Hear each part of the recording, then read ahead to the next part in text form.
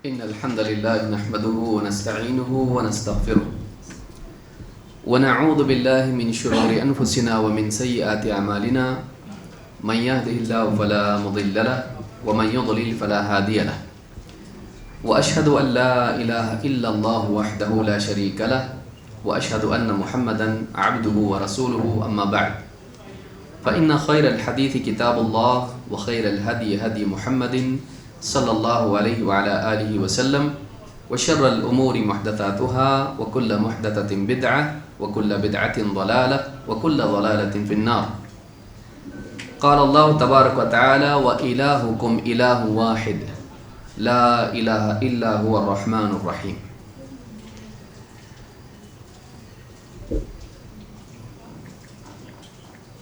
مجلس میں موجود موقر اہل علم، ذمہ داران، میرے محترم دینی بھائیوں اور نوجوان ساتھیوں، ہم سب کے لیے ایک بہت ہی خوشی اور مسرت کا مقام ہے کہ گھورپڑی گاؤں میں مسجد توحید میں آج قرآن و سنت کی اور توحید و اتباع کی بات بولنے اور سننے کے لیے ہم سب جمع ہیں۔ ایک سال پہلے یہ موقع ہمارے پاس نہیں تھا، سال بھر میں دیکھیے اللہ کی توفیق سے، پھر اس کے بعد ذمہ داران کی، پورے پونا کے ذمہ داران، خصوصاً گھورپڑی گاؤں کے ذمہ داران کی محنت اور جستجو سے اللہ رب العالمین نے اس بگاڑ کے دور میں اس توحید کے گھر کو تعمیر کرنے اور آباد کرنے کی ہم سب کو توفیق عطا فرمائی۔ اللہ رب العالمین مساجد کی، مدارس کی، علماء کی، دعات کی اور دین کی خدمت کرنے والے، دین کے لیے قربانیاں دینے والے، چھوٹی بڑی جو کوئی خدمت ہوتی ہے، دین کی فکر کرنے والوں کو اللہ تعالیٰ محفوظ رکھے، ان کی حفاظت کرے اور ملک میں اور عالم میں اسلام اور مسلمانوں کی جان و مال، عزت و آبرو کی اور ان کی ہر قسم سے حفاظت فرمائے۔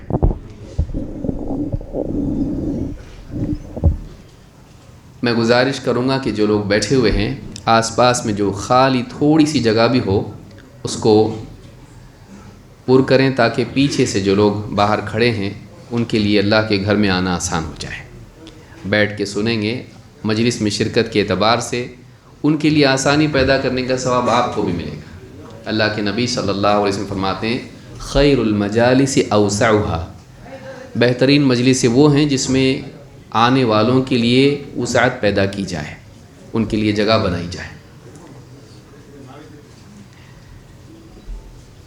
آج کا جو ہمارا عنوان ہے ایک بہت ہی اہم عنوان ہے، اسلام دین رحمت۔ ایک انسان اگر محمد عربی صلی اللہ علیہ وسلم کی تاریخ، خصوصاً آپ کو نبوت عطا کیے جانے کے بعد کی زندگی اور اس تاریخ کو دیکھتا ہے تو یہ تاریخ اس کو دو حصوں میں بٹی ہوئی دکھائی دیتی ہے۔ پہلا حصہ مکہ کی زندگی مظلومیت والی، جس کا اختتام ہجرت پر ہوا، اور دوسرا حصہ مدنی زندگی کا جس میں ایک کے بعد ایک جنگیں دکھائی دیتی ہیں اور اس کے بعد فتح مکہ۔ ایک عام انسان، خاص طور سے غیر مسلم، جب نبی صلی اللہ علیہ وسلم کی اس تاریخ کو دیکھتا ہے تو مظلومی اور انتقام والی تاریخ دکھائی دیتی ہے۔ اس کو ایسا لگتا ہے کہ اسلام سارا کا سارا یہی ہے، شروعات میں لٹے پٹے گھر سے نکالے گئے، بعد میں ان لوگوں نے بدلا لیا اور جنگیں ہوئیں اور جیت گئے آخر میں۔ اور اس اعتبار سے بہت سارے لوگوں کے ذہنوں میں اسلام ایک جنگی دین کے طور پر گھر کر لیتا ہے۔ وہ سمجھتے ہیں کہ اسلام ایک ایسا دین ہے جس میں جنگ ہی جنگ ہے، کیونکہ اسلام کی تاریخ کا ایک حصہ ہے کہ اسلام میں مسلمانوں کو مشرکین سے، کفار سے جنگ کرنی پڑی ہے۔ لیکن کیا اسلام کے بارے میں معلوم کرنے کے لیے اسلام کی، مسلمانوں کی، نبی صلی اللہ علیہ وسلم کی تاریخ ہی وہ بنیادی سورس اور ذریعہ ہے، ماخذ ہے، جس کی بنیاد پر ایک آدمی اسلام کے بارے میں فیصلہ کرے؟ اسلام کو جاننے کے لیے کیا اس کو اسلام کی تاریخ ہی پڑھنا چاہیے؟ کیا یہ کافی ہے؟ نہیں، بلا شبہ اسلام کی دعوت کا پس منظر، اس کا بیک گراؤنڈ جاننے کے لیے اسلام کی تاریخ جاننا ضروری ہے۔ لیکن اسلام کو صحیح طور سے سمجھنے کے لیے جو بنیادی ماخذ انسان کے پاس ہونا چاہیے وہ اسلام کی تعلیمات ہیں، تاریخ نہیں۔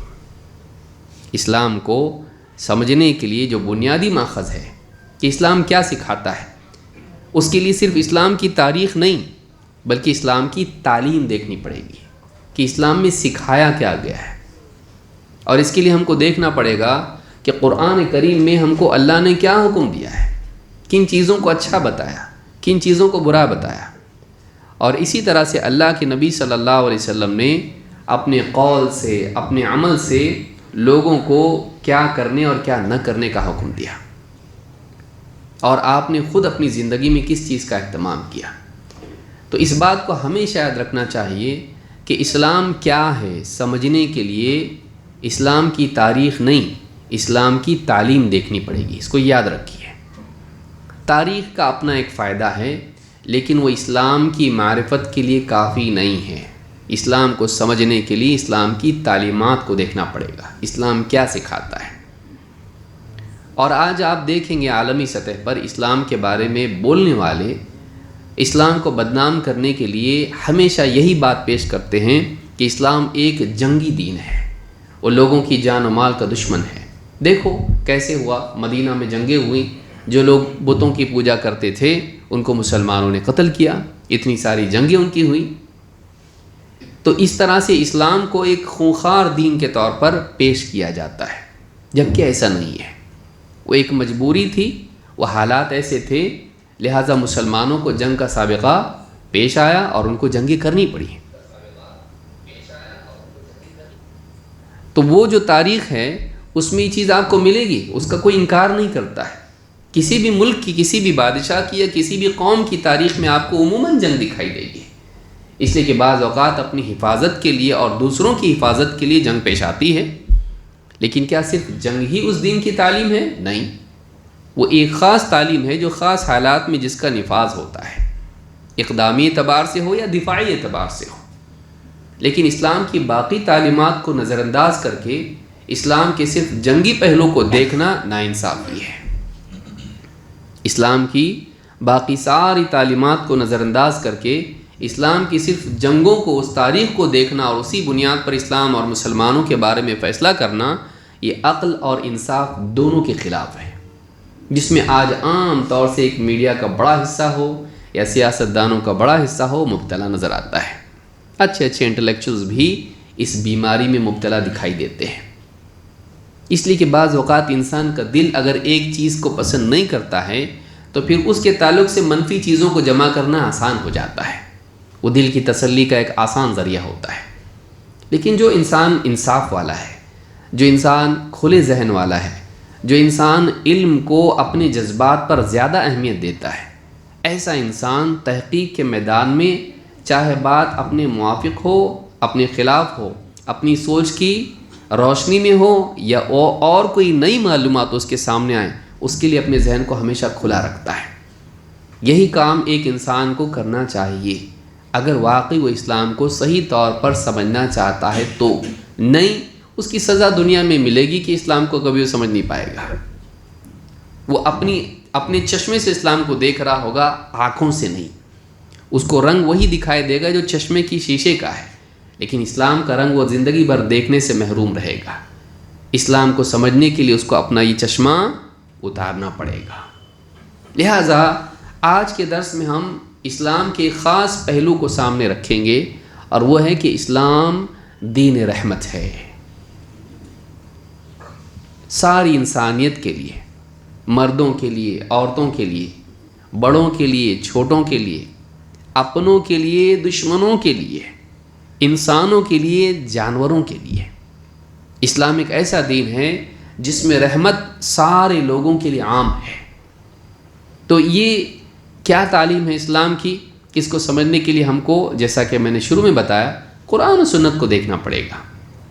ہم میں سے کوئی آدمی اگر کوئی غیر مسلم پوچھے، بتاؤ تمہارے اسلام میں اسلام رحمت والا دین ہے، بتاؤ کیا ہے اس میں، آپ کو بولنے آنا چاہیے، کیونکہ یہ ایک ایسا دور ہے اگر آپ نہیں بولیں گے تو آپ کو سننا پڑے گا۔ آپ کے پاس اپنی بات اگر نہیں ہے تو دوسرے آپ کے سامنے اسلام کے خلاف بولیں گے اور آپ کچھ نہیں کر پائیں گے۔ آپ کو لڑنا نہیں ہے، لیکن آپ کو اپنی بات سامنے رکھنا ہے۔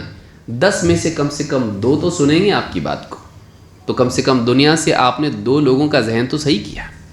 لیکن اگر آپ دین کے بارے میں نہیں جانیں گے تو میڈیا کا شکار آپ خود ہوں گے، آپ تک غلط باتیں پہنچیں گی۔ آپ اگر نہیں بگڑیں، اگلی نسل بگڑ جائے گی۔ اس کے لیے بہت ضروری ہے کہ ہم کو دین کے بارے میں صحیح بات معلوم ہو اور اسلام کا دفاع کرنے کی طاقت ہمارے پاس ہو۔ جتنا بھی دائرہ ہمارا ہے، جتنی بھی معلومات ہمارے پاس ہے، ہم کو بولنے آنا چاہیے۔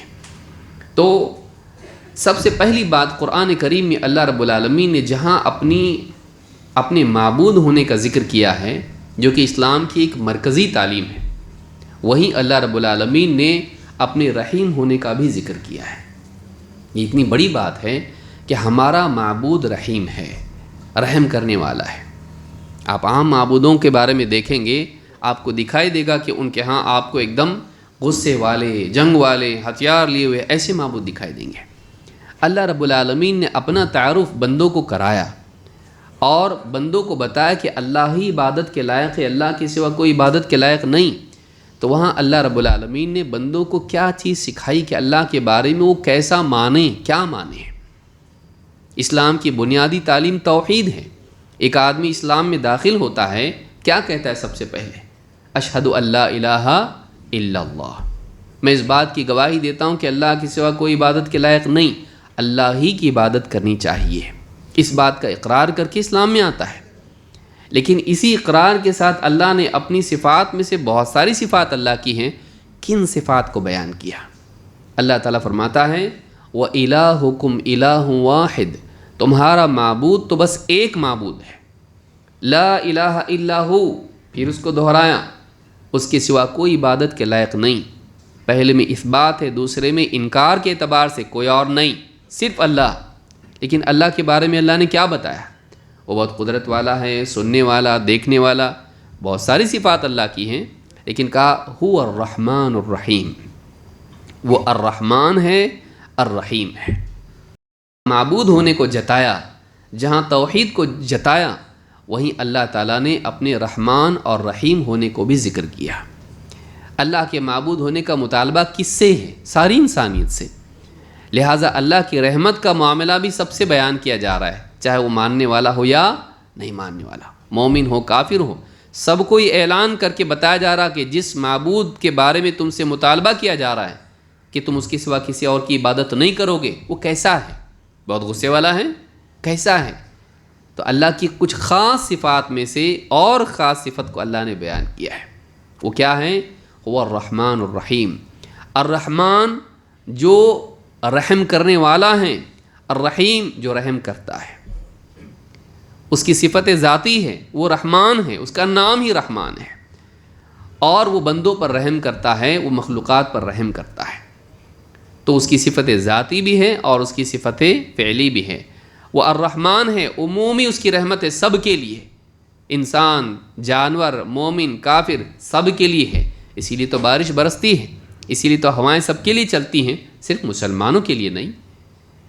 اس کی ساری جو بھی نعمتیں ہیں وہ سب پر تقسیم ہوتی ہیں، مادی نعمتیں ہوں یا دینی نعمتیں ہوں، سب کے لیے عام ہے، خاص نہیں کسی کے لیے۔ لیکن وہ الرحیم ہے، وہ رحم کرتا بھی ہے، دنیا میں بھی اور آخرت میں بھی۔ یہ نہیں کہ بس وہ رحم کرنے والا ہے لیکن کرتا نہیں، نعوذ باللہ، ایسا نہیں ہے۔ وہ رحم والا ہے تو رحم کرتا بھی ہے۔ جو بندے رحمت کے مستحق ہوتے ہیں، ان کے استحقاق کے اعتبار سے ان کے ساتھ وہ رحم کا معاملہ کرتا ہے۔ تو یہاں پر آپ دیکھیں گے سورۃ البقرہ کی اس آیت میں، آیت نمبر 163 میں اللہ تعالیٰ نے بندوں کو اپنے معبود ہونے کا ذکر یا تعارف کرایا، تو ساتھ ہی یہ بھی بتایا کہ وہ رحمان ہے، رحیم ہے۔ قرآن کریم میں خاص طور سے ایمان والوں کے لیے اللہ تعالیٰ نے بیان کیا، کہا وَإِذَا جَاءَ، یعنی جتا کے کہا کہ بتاؤ، اپنے نبی کو حکم دے کے کہا بندوں کو بتاؤ، ایمان والوں کو خاص طور سے کہا کہ وَإِذَا جَاءَكَ الَّذِينَ يُؤْمِنُونَ بِآيَاتِنَا، اے نبی جب میرے بندے، وہ بندے جو ہماری آیتوں پر ایمان رکھتے ہیں، جب وہ آپ کے پاس آئیں، فَقُلْ سَلَامٌ عَلَيْكُمْ، تو آپ ان سے کہیے تم پر سلامتی ہو، تم پر سلامتی ہو۔ كَتَبَ رَبُّكُمْ عَلَى نَفْسِهِ الرَّحْمَةَ، تمہارے رب نے اپنے اوپر رحمت کو لکھ دیا ہے، اپنے اوپر رحمت کو لازم کر دیا ہے۔ عربی زبان میں، قرآن کی اصطلاح میں جب کتب کا لفظ آتا ہے کا مطلب ہوتا ہے لازم کر دینا۔ کتب علیکم الصیام، تم پر روزے لکھ دیے گئے، تم پر لکھ دیے گئے کا مطلب تم پر لازم کر دیے گئے۔ کتب ربکم علی نفسہ، رب نے تمہارے اپنے اوپر لکھ دیا ہے، اپنے اوپر لازم کر دیا ہے۔ کیا؟ رحمت کو لازم کر دیا ہے کہ وہ رحم کرے گا۔ کتب ربکم علی نفسہ الرحمہ انہ، اب یہ دیکھیے عجیب بات، دیکھیے یہ رحمت کا وعدہ کس سے کیا جا رہا ہے؟ انہ من عمل منکم سوءا بجہالۃ، کہ تم میں سے جو کوئی جہالت میں آ کر برائی کر بیٹھے، ثم تاب من بعدہ واصلح، پھر اس کے بعد اللہ کی طرف پلٹ آئیں، توبہ کریں اور اپنے حال کی اصلاح کر لیں، فَإِنَّهُ غفور الرحیم، تو ایسے بندے کے لیے بھی اللہ بڑا غفور الرحیم ہے۔ عجیب بات یہ ہے کہ وعدہ کن سے کیا جا رہا ہے؟ نیک لوگوں سے، کہ جو کبھی گناہ نہیں کرتے، تقوی والے ہیں، پرہیزگار ہیں، وعدہ اس سے کیا جا رہا ہے، امید اس کو دلائی جا رہی جو گناہ کر بیٹھا، کہ اے نبی جب میرے بندے جو میری آیتوں پر ایمان رکھتے ہیں آپ کے پاس آئیں، ان سے آپ کہیے تم پر سلامتی ہو۔ آپ صلی اللہ علیہ وسلم کو وعدہ سلامتی کا کرنے کا حکم دیا جا رہا ہے۔ پھر اس کے بعد بتایا جا رہا ہے آپ کی طرف سے تو سلامتی کی دعا ہے، اللہ کی طرف سے کیا ہے؟ کہا کہ تمہارے رب نے اپنے اوپر رحمت کو لازم کر لیا ہے، اور تم میں سے جو بھی، انہ من عمل منکم، ایمان والوں میں سے جو بھی، بندوں میں سے جو بھی، سوءا بجہالۃ، جہالت میں مبتلا ہو کر برائی کر بیٹھے، پھر اس کے بعد کیا کریں؟ غلطی تو ہو گئی، گناہ ہو گیا، بڑے سے بڑا پاپ ہو گیا، اس کے بعد کیا کریں؟ احساس ہوا نہیں میں نے اپنے رب کا حکم توڑا، میں نے گناہ کیا، میں نے برا کام کیا، نہیں کرنا چاہیے تھا، واپس لوٹ آیا، اے اللہ مجھے معاف کر دے، میں نے بہت بڑی غلطی کی، توبہ کی اللہ سے، اور پھر اپنی استطاعت کے مطابق اپنی اصلاح بھی کی، توبہ کرنے کے ساتھ توبہ حال میں کی، مستقبل کے اعتبار سے اپنی اصلاح کی۔ تو کہا کہ ایسے انسان کے لیے بھی جو غلطی کر چکا ہے اور توبہ کرنے کے لیے تیار ہیں اور اصلاح کرنے کے لیے تیار ہیں، اللہ فرماتا ہے فَأَنَّهُ غَفُورٌ رَحِيمٌ، ایسے انسان کے لیے بھی اللہ تعالیٰ کیسا ہے؟ غفور اور رحیم ہے، مغفرت کرنے والا، رحم کرنے والا۔ یہ نہیں کہ صرف مغفرت کرے گا اور گناہ کو اس کی ختم کر دے گا، نہیں، مغفرت کو کرنے کے ساتھ ساتھ، گناہ کو ڈھانپنے کے ساتھ ساتھ، معاف کرنے کے ساتھ ساتھ وہ رحم بھی کرے گا، کہ مغفرت کرے گا جہنم سے بچائے گا، رحم کرے گا جنت میں داخل کرے گا۔ آگے آئے گا اللہ کی رحمت کیا ہے؟ اللہ کی جنت ہے، کہ اللہ جس پر رحم کرے گا اسے جنت میں ڈالے گا۔ تو یہ جو آیت ہے، یہ سورہ الانعام کی آیت ہے، آیت نمبر 54۔ تو ہمارا دین یہ سکھاتا ہے کہ ہمارا رب رحیم ہے، وہ معبود برحق ہے اور بڑا رحمان ہے، رحیم ہے۔ پھر اسی کے ساتھ ساتھ اچھوں کے لیے ہی رحم کرنے والا نہیں، جن سے گناہ ہو جائیں لیکن انہیں احساس ہو اپنے گناہ کا، اور وہ گناہ پر بقا کو اپنائیں نہیں، ضد نہ کریں، اللہ کے باغی نہ بنیں، اللہ کے مخالف نہ ہو جائیں، بلکہ کیا کریں؟ اپنی غلطی پر پچھتا کر واپس لوٹ آئیں۔ تو ان کے لوٹنے کے بعد اللہ ان کو دھتکارتا نہیں ہے، ان کے لوٹنے کے بعد اللہ تعالیٰ ان کو قبول کر لیتا ہے، مغفرت کرتا ہے اور ان پر رحم فرماتا ہے۔ قیامت کے دن کا کیا؟ اللہ کے نبی صلی اللہ علیہ وسلم فرماتے ہیں ان للہ مئۃ رحمہ، ان للہ مئۃ رحمہ، اللہ کی 100 رحمتیں ہیں، انزل منہا رحمۃ واحدہ، ان 100 رحمتوں میں سے اللہ تعالیٰ نے دنیا میں ایک رحمت نازل کی، بین الجن والانس والبہائم والحوام، جنات، انسان، چوپائے اور سانپ، بچھو، اس طرح کی جو ڈسنے والے موذی جانور ہیں، ان میں بھی اللہ نے رحمت ڈالی ہے۔ اللہ نے رحمت ڈالی جنات میں بھی، انسانوں میں بھی، اور چوپائے تو ہیں ہی ہیں، لیکن ایسے جاندار جو تکلیف پہنچانے والے ہیں، موذی جانور ہیں، ایذا پہنچاتے ہیں، ان میں بھی اللہ نے اس رحمت کو ایک حصے کو ڈالا۔ وَبِهَا يَتَعَاطَفُونَ وَبِهَا يَتَرَاحَمُونَ وَبِهَا تَعْطِفُ الْوَحْشُ عَلَى وَلَدِهَا، کہا کہ یہی تو وہ ایک حصہ ہے رحمت کا جو مخلوق میں اللہ رب العالمین نے ساری مخلوق میں پہلے انسان سے آخری تک، پہلے جن سے آخری تک، پہلے جاندار سے آخری تک، پہلے یعنی تکلیف دینے والے کیڑے مکوڑے سے لے کے سارے جاندار، وہاں سے لے کے آخری تک قیامت تک آنے والے، ان سب کو جو حصہ ملا ہے، ان میں جو تقسیم ہوا ہے وہ ایک رحمت ہے۔ بقیہ کتنے حصے رہے 100 میں سے؟ وہ کس کے پاس ہیں؟ اور یہ جتنے بھی مخلوقات ایک دوسرے پر رحم کرتی ہیں وہ ایک بٹے ہوئے ٹکڑے میں کرتی ہیں۔ سوچئے اتنی ساری کروڑوں کروڑوں کروڑوں مخلوقات، انسانی کتنے ہیں، پھر جنات کتنے ہیں، پھر اس میں جاندار کتنے ہیں، اور کتنے کیڑے مکوڑے، سب ایک دوسرے پر جو رحم کرتے ہیں وہ صرف اس ایک نازل کیے ہوئے حصے کی وجہ سے ہے جو ان میں تقسیم ہوا ہے۔ فَبِهَا يَتَعَاطَفُونَ وَبِهَا يَتَرَحَمُونَ، اور اسی کی وجہ سے وہ آپس میں ایک دوسرے کے ساتھ ہمدردی شفقت کرتے ہیں اور ایک دوسرے پر رحم کرتے ہیں۔ وَبِهَا تَعْطِفُ الْوَحْشُ عَلَى وَلَدِهَا، وہی ایک رحمت ہے، اس کی وجہ سے ایک جنگلی جانور، وحشی جانور بھی اپنی اولاد پر، اپنے بچوں پر شفقت کرتا ہے۔ شیرنی بھی تو اپنے بچوں کے ساتھ محبت کا سلوک کرتی ہے۔ ایسے جانور جو چیڑ پھاڑ کرتے ہیں، جس سے انسان گھبرا کے بھاگتا ہے، وہ بھی اپنی اولاد پر رحم کرتی ہے۔ کس نے دیا وہ رحم اس کو؟ کس نے ڈالا اس میں؟ وہ اللہ نے ڈالا ہے۔ پھر وہ 99 کا کیا ہوگا؟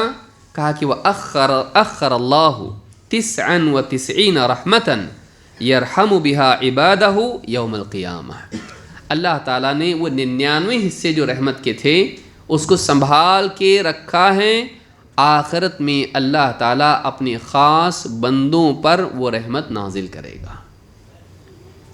یعنی اللہ کے جو بندے کسی اور کے نہیں، جو کس کے بندے ہیں؟ صرف اللہ کے بندے ہیں، جنہوں نے اپنی عبودیت کو تقسیم نہیں کیا۔ بتوں کا بندہ، چاند سورج کا بندہ، پیڑوں کا، قبروں کا، تعویذ گنڈوں کا بندہ، کسی اور کا بابا کا بندہ، اپنی نفس کا بندہ، شیطان کا بندہ، سماج کا بندہ، خاندان کا بندہ، اپنی بندگی کو تقسیم جس نے نہیں کیا، درہم و دینار کا بندہ، جس نے اپنی بندگی کو تقسیم نہیں کیا بلکہ خاص رکھا اللہ کے لیے۔ اسی لیے کیا کہا؟ عبادہ، اللہ کے جو بندے ہیں، صرف اور صرف جو اللہ کے بندے تھے، قیامت کے دن ان سے بھی تو بھول چک ہوئی ہوگی دنیا میں، اللہ رب العالمین وہ 99 حصے ان کے لیے خاص رکھے ہوئے ہیں کہ اللہ ان پر رحم کرے گا قیامت کے دن، اور قیامت کے عذاب سے ان کو اللہ تعالیٰ محفوظ رکھے گا۔ تو یہ جو حدیث ہے اس کو امام البخاری نے کتاب الادب حدیث نمبر 6000 اور امام مسلم نے کتاب التوبہ حدیث نمبر 2752 پر روایت کیا ہے۔ اس سے معلوم ہوتا ہے کہ ہمارا رب کتنا رحیم ہے۔ اسلام کس معبود کا تعارف کرا رہا ہے، اللہ کے بارے میں اسلام میں ہم کو کیا ماننے کے لیے بتایا گیا ہے، وہ بڑا رحیم ہے۔ حدیث میں کیا ہے؟ سبقت رحمتی غضبی، اللہ تعالیٰ نے فرمایا کہ میری رحمت میرے غصے پر غالب ہے، میری رحمت میرے غصے پر غالب ہے۔ یہ نہیں کہا کہ میرا غصہ ہی نہیں ہے، یہ بھی یاد رکھیں، لیکن غالب کیا ہے؟ رحمت۔ اسی لیے آپ دیکھیں گے سورہ فاتحہ جب پڑھتے ہیں ہم لوگ تو پہلے کیا آتا ہے؟ الرحمن الرحیم، اس کے بعد کیا آتا؟ مالک یوم الدین۔ تو الرحمن الرحیم میں مغفرت، امید اور بندے کے ساتھ معافی کا معاملے کی گنجائش زیادہ دکھائی دیتی ہے، لیکن مالک یوم الدین میں کیا لگتا ہے؟ وہ بدلے کے دن کا مالک ہے، اچھے کا اچھا، برے کا برا، اس سے ڈر پیدا ہوتا ہے۔ ابن کثیر بھی کہتے ہیں پہلے میں امید ملتی، دوسرے میں خوف پیدا ہوتا ہے۔ تو اللہ نے خوف والی آیت پہلے رکھی یا رحم والی، امید والی آیت؟ آپ سوچیے کہ رحمت کے معاملے کو پہلے ذکر کیا اور عدل کے معاملے کو بعد میں۔ عدل میں سزا کی گنجائش ہے، رحمت میں معافی کی گنجائش ہے۔ تو اللہ نے رحمت کی آیت کو پہلے رکھا اور عدل کی آیت کو بعد میں، کہ میری رحمت سبقت رحمتی، یا بعض روایت میں غلبت رحمتی غضبی، میری رحمت میرے غضب پر غالب ہے۔ اور عام معاملہ اللہ کا یہی آپ کو دیکھنے ملے گا کہ ایک نیکی کرے گا 10 گناہ سے لے کے 700 بلکہ اس سے زیادہ ثواب ملے گا، لیکن ایک گناہ کرے گا ایک ہی گناہ لکھا جائے گا، کئی گناہ نہیں۔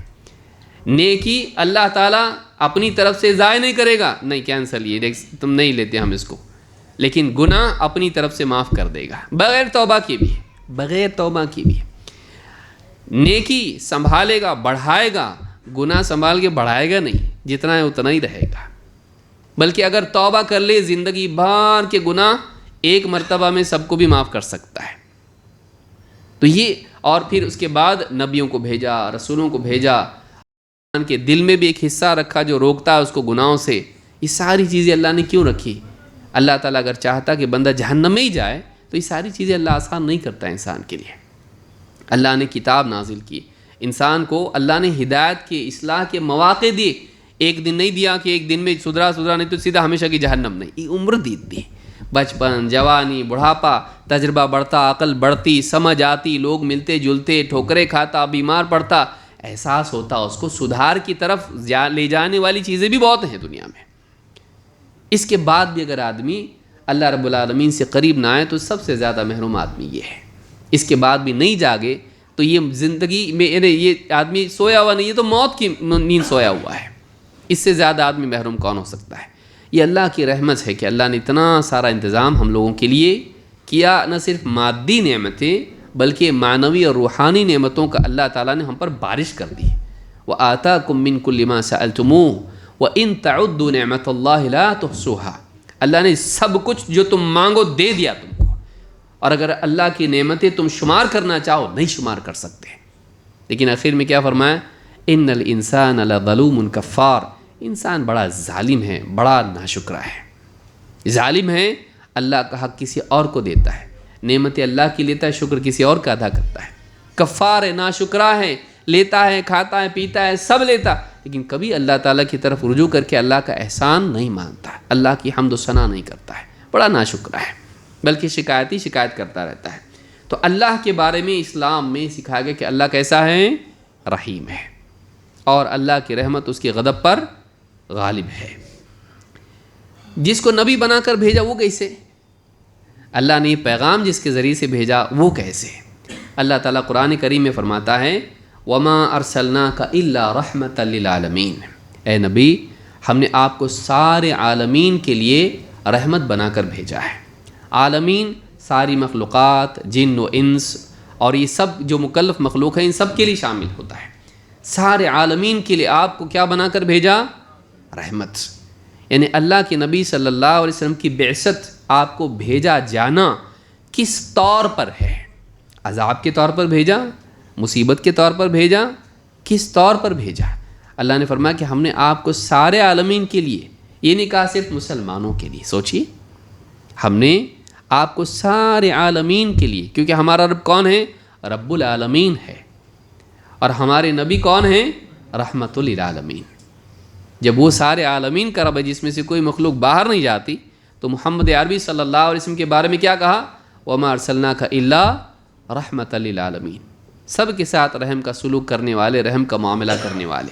یہ سورۃ الانبیاء کی آیت نمبر 107 ہے.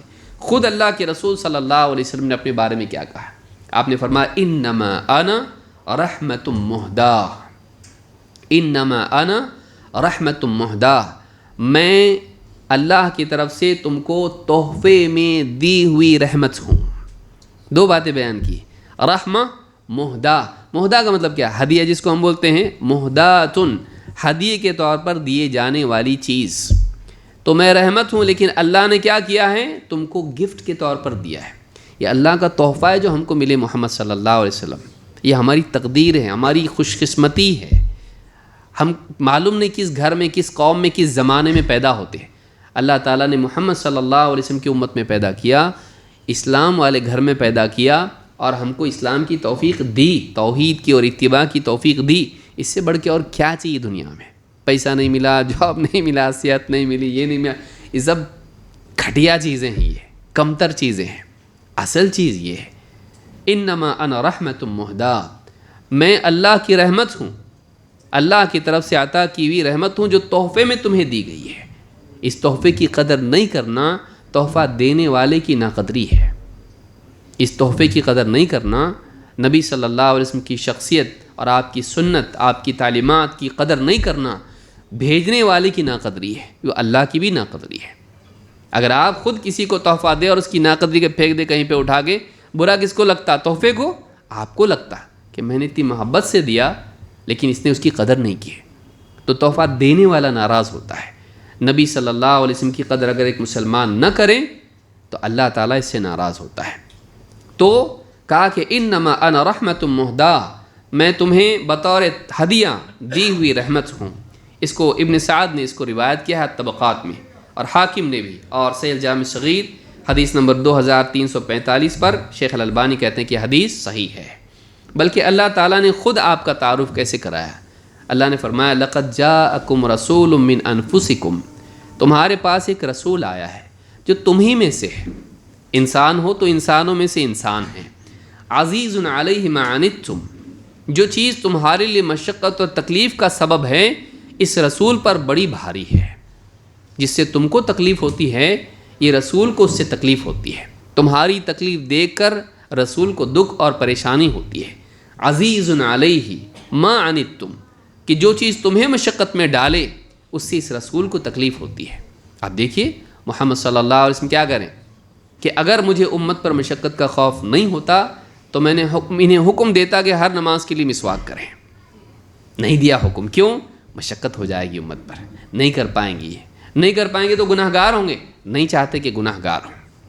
آپ صلی اللہ علیہ وسلم بعض اوقات خود ایک پابندی سے عمل نہیں کرتے تھے۔ کیوں نہیں کرتے تھے؟ تاکہ اگر آپ عمل کرنے لگ جائیں تو اللہ کی طرف سے کہیں فرض نہ ہو جائے، فرض ہو جائے گا آپ تو کر لیں گے، امت نہیں کر پائے گی۔ لہٰذا تراویح کے لیے بھی آپ پڑھنے لگے، دیکھا لوگ بڑھ رہے ہیں، آپ نے کہا نہیں، آپ چلے گئے، گھر میں نہیں آئے۔ لوگ کنکریاں مارنے لگے دروازے پر، آؤ ہم پڑھنا چاہ رہے ہیں، تم پڑھنا چاہ رہے، قیامت تک یہ لوگ پڑھ پائیں گے؟ تم میں سے کتنے کر پائیں گے؟ 5 نمازیں تو ہم کو نہیں ہو رہی آج، سوچئے۔ تو اگر فرض ہو جاتی تو کہا کہ میں خشیت ان یکتب علیکم صلاۃ اللیل یا الوتر، مجھے ڈر ہوا کہ کہیں فرض نہ ہو جائے تم پر۔ اللہ کے نبی صلی اللہ علیہ وسلم اتنے شفیق، اتنے رحیم، امت کی مشقت کا آپ کو تکلیف ہوتی تھی۔ آپ کہتے ہیں میں نماز لمبی کرنے کا ارادہ کرتا ہوں لیکن پھر پیچھے سے عورت کی، بچے کی رونے کی آواز مجھ کو آتی ہے، دل میں تمنا ہے بھئی اللہ کا کلام، ہم اللہ کے کلام سے محبت کرتے ہیں، محمد صلی اللہ علیہ وسلم کتنا کرتے ہوں گے، کہ چاہت ہوتی لمبی صورت پڑھوں نماز میں، لیکن پھر کسی بچے کے رونے کی آواز سنائی دیتی ہے، مجھے ایسا محسوس ہوتا ہے کہ اس کی ماں کو تکلیف ہوگی اگر لمبی نماز ہو گئی تو میں اپنی نماز مختصر کر لیتا ہوں۔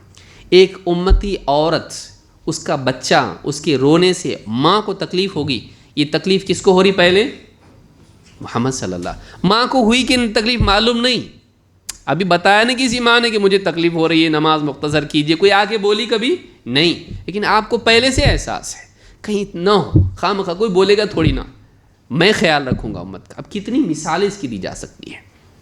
عزیز علیہ ما عنتم، کہ تمہارے لیے جو چیز مشقت کا سبب ہے اس کی تکلیف اس نبی کو ہوتی ہے، اس پر یہ شاق ہے۔ حریص علیکم، تمہارے لیے بڑے حریص ہیں، تمہاری ہدایت کے، تمہارے لیے خیر کے، تمہارے لیے اللہ کی مدد اور نصرت کے، نعمتوں کے، تم سے زیادہ حریص یہ نبی ہیں، چاہتے ہیں کہ تمہارا بھلا ہو، تم سے زیادہ چاہنے والے تمہارا بھلا۔ کون؟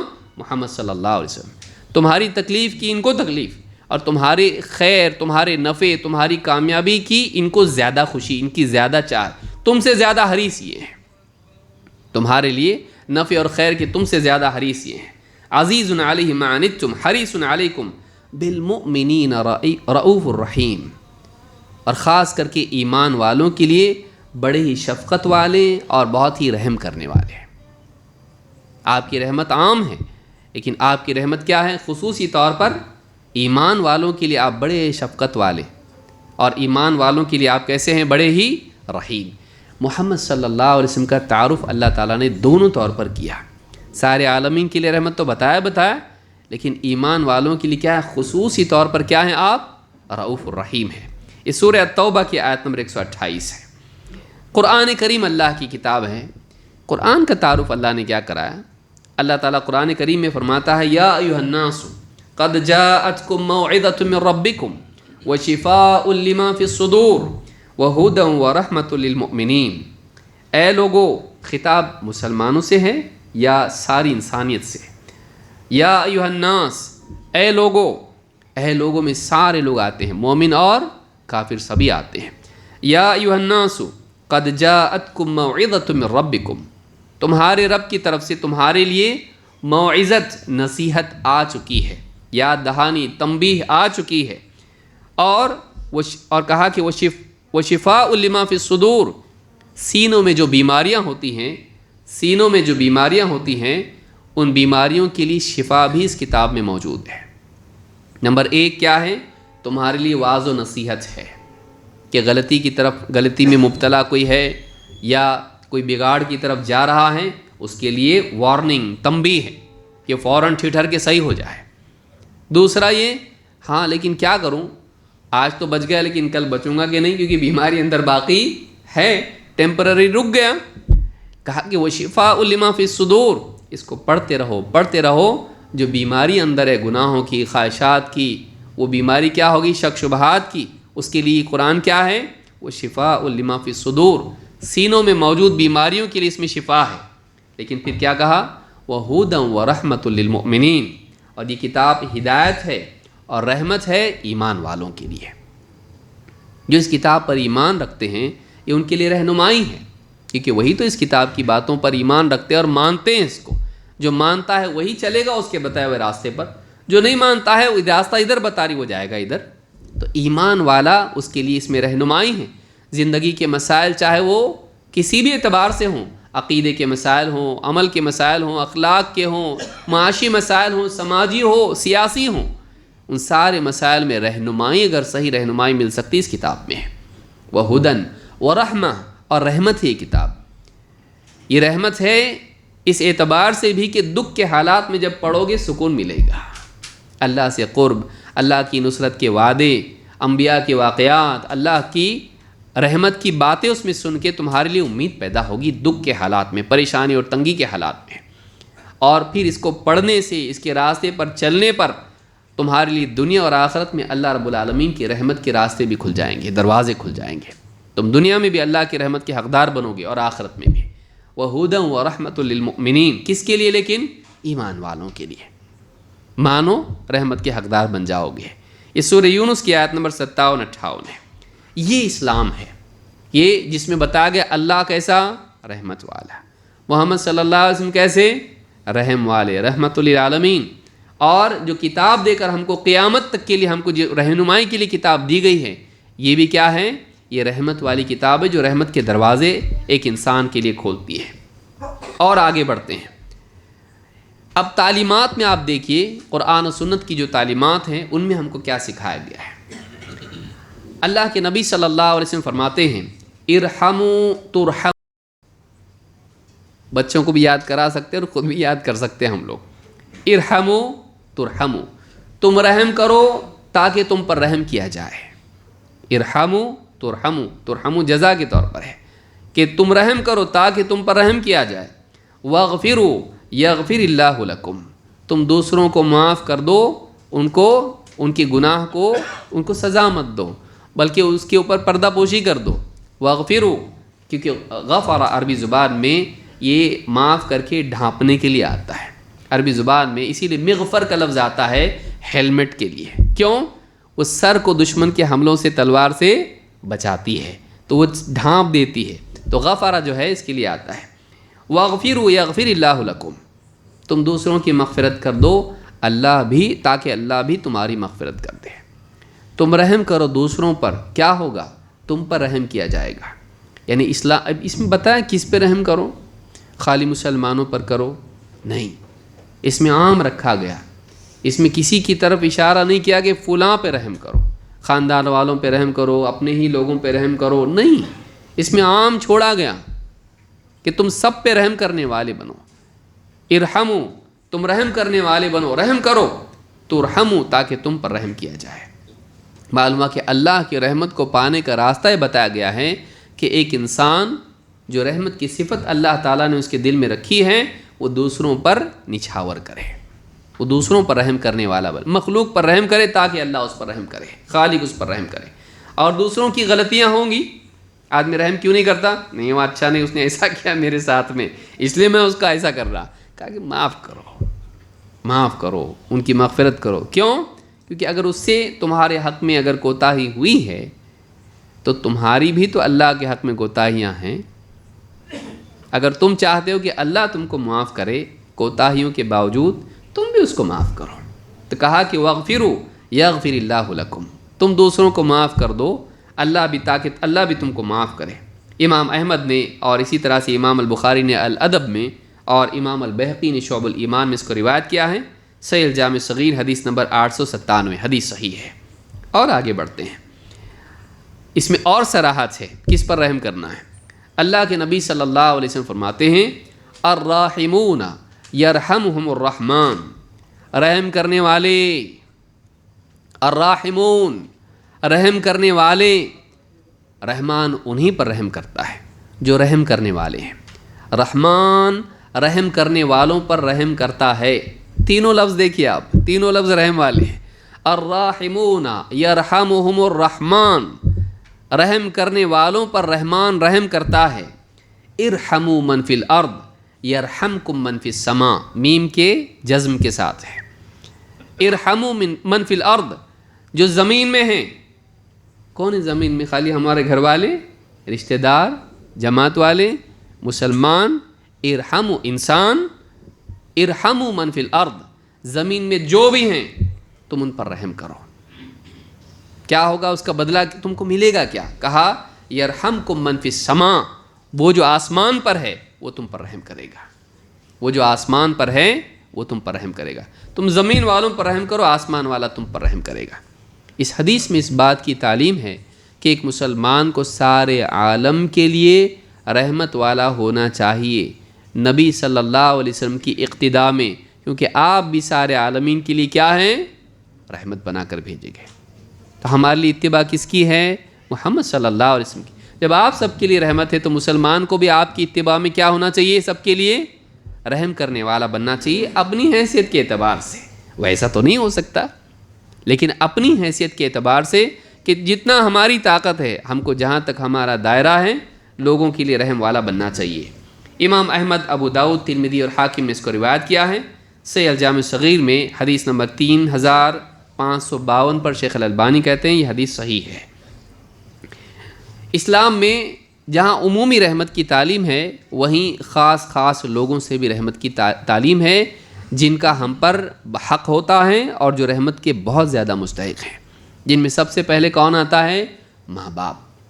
اللہ تعالیٰ فرماتا ہے وَقَضَىٰ رَبُّكَ أَلَّا تَعْبُدُوا إِلَّا إِيَّاهُ، تیرے رب نے حتمی فیصلہ کر دیا ہے کہ تم اس کے سوا کسی کی عبادت نہیں کرو گے، اللہ کے سوا کسی کی عبادت نہیں۔ نمبر 1 حکم اللہ کا، یہ سب سے اہم حکم، یہ تیرے رب نے فیصلہ کر دیا تم اللہ کے سوا کسی کی عبادت نہیں کرو گے۔ وَبِالْوَالِدَيْنِ إِحْسَانًا، اور ہاں ماں باپ کے ساتھ احسان کا سلوک کرو گے، ماں باپ کے ساتھ احسان کا سلوک کرو گے۔ إِمَّا يَبْلُغَنَّ عِنْدَكَ الْكِبَرَ أَحَدُهُمَا أَوْ كِلَاهُمَا، اگر تیرے ماں باپ دونوں میں سے کوئی ایک یا دونوں کے دونوں تیری زندگی میں بڑھاپے کی عمر کو پہنچ جائیں، فَلَا تَقُلْ لَهُمَا أُفٍّ، ان کو اف تک مت کہنا، اپنی زبان سے ان کا انسلٹ یا ان کا دل دکھانا نہیں کرنا۔ فَلَا تَقُلْ لَهُمَا أُفٍّ وَلَا تَنْهَرْهُمَا، اپنے چہرے سے، اپنے جسم سے، ہاتھ سے ان کے ساتھ جھڑکنے کا سلوک مت کرنا، گھور کے دیکھنا، ڈانٹ ڈپٹ کرنا نہیں، اف بھی مت کہنا، ان کو جھڑکنا بھی مت۔ وَقُلْ لَهُمَا قَوْلًا كَرِيمًا، بلکہ ان کے ساتھ اکرام سے، نرمی سے، شفقت سے بات کرنا۔